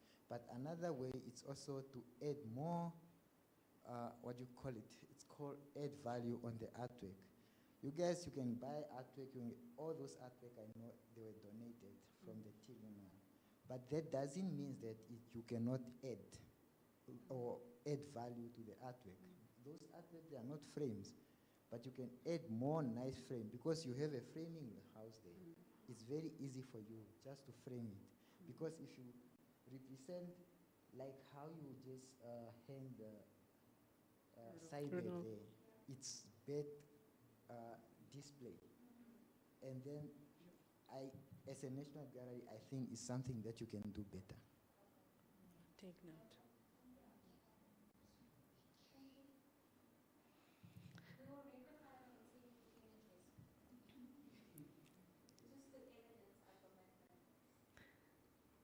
How much publicity do you have exhibitions in Namibia?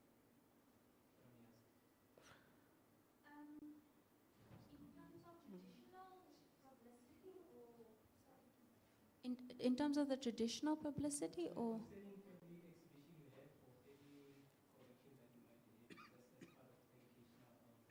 Yeah, so this is definitely an area of growth for the gallery in terms of expanding our marketing footprint, whether it is for an exhibition opening, but also for what is on display, I suppose. Because like, for instance, the Tulipama collection, it belongs to us, so we should be creating more foot traffic towards the gallery for it.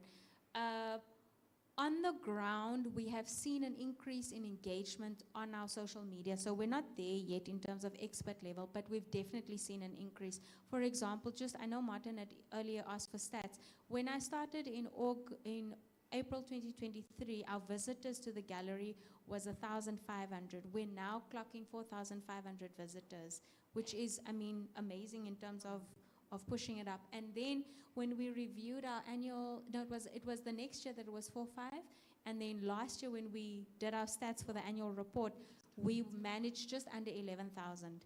So there's definitely an increase in traffic, and it is definitely also reflected in our social media posts and the stats reflected in there.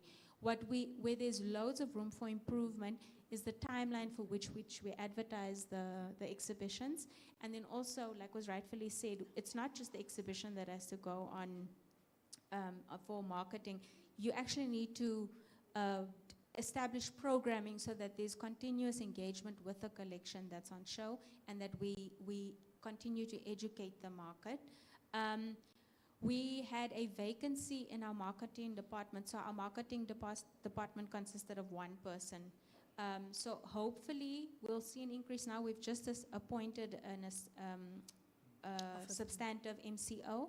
So now that there'll be 2 individuals, and we'll also be putting out a call for marketing and communications interns, hopefully that will also increase. It's one of our key priority areas to increase visibility, not only within the community, but also internationally, so that we're able to then showcase what is being shown locally on platforms, even for people who aren't attending. But it's a big area of growth for us, especially with this invisibility that was mentioned earlier as well. Yeah.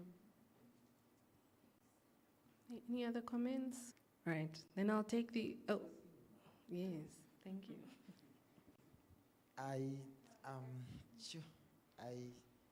First of all, I didn't want to come. I didn't want to come here, and I really forced myself to come and see what is happening. But I like the vibe. I like your intake on what you guys do, because I remember I came here long time ago, and then it was very difficult for how you guys defend your institution. When I come here, I already have that mentality of like you are going to protect Defend. or how to say, what to say, Like be defensive. to defend your institution.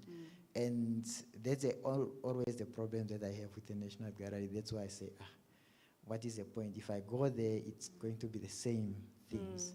And that's why I really want to say thank you for what I thought is what I expected. So maybe next time I'll come again. Thank you. Amazing. No, thank you so much. And thank you for all your input. I'm thankful that we're able to possibly have you back in the building again as an artist, and not just the gentleman with the key for the storeroom. So we really do appreciate it, and I think we've said it, all 3 of us have said it, and it's really a commitment that we're making. The doors are open, we want to have conversation, we want to do better, and we want to hold hands and work together. So thank you for taking the time. I know we've gone an hour over time, but we appreciate every single one of your inputs, every single one of your contributions. We will work together and engage with you on how to move forward on these. This session was important for us to plot a plan, but it is a living and moving document that we will grow with and engage with and see how it goes. So we're very excited for the future, because everything that has been placed here today means that you see a future for this institution. You wouldn't have shown up if there was none. And so I think we're grateful for that, and grateful for the opportunity to hold hands and move forward for the next 5 years, and then the next after that. Thank you for coming. Please, if there's still a cup of soup, take one with you, and a bread, and a slice of banana bread. Have yourselves a warm and wonderful and blessed evening. Thank you.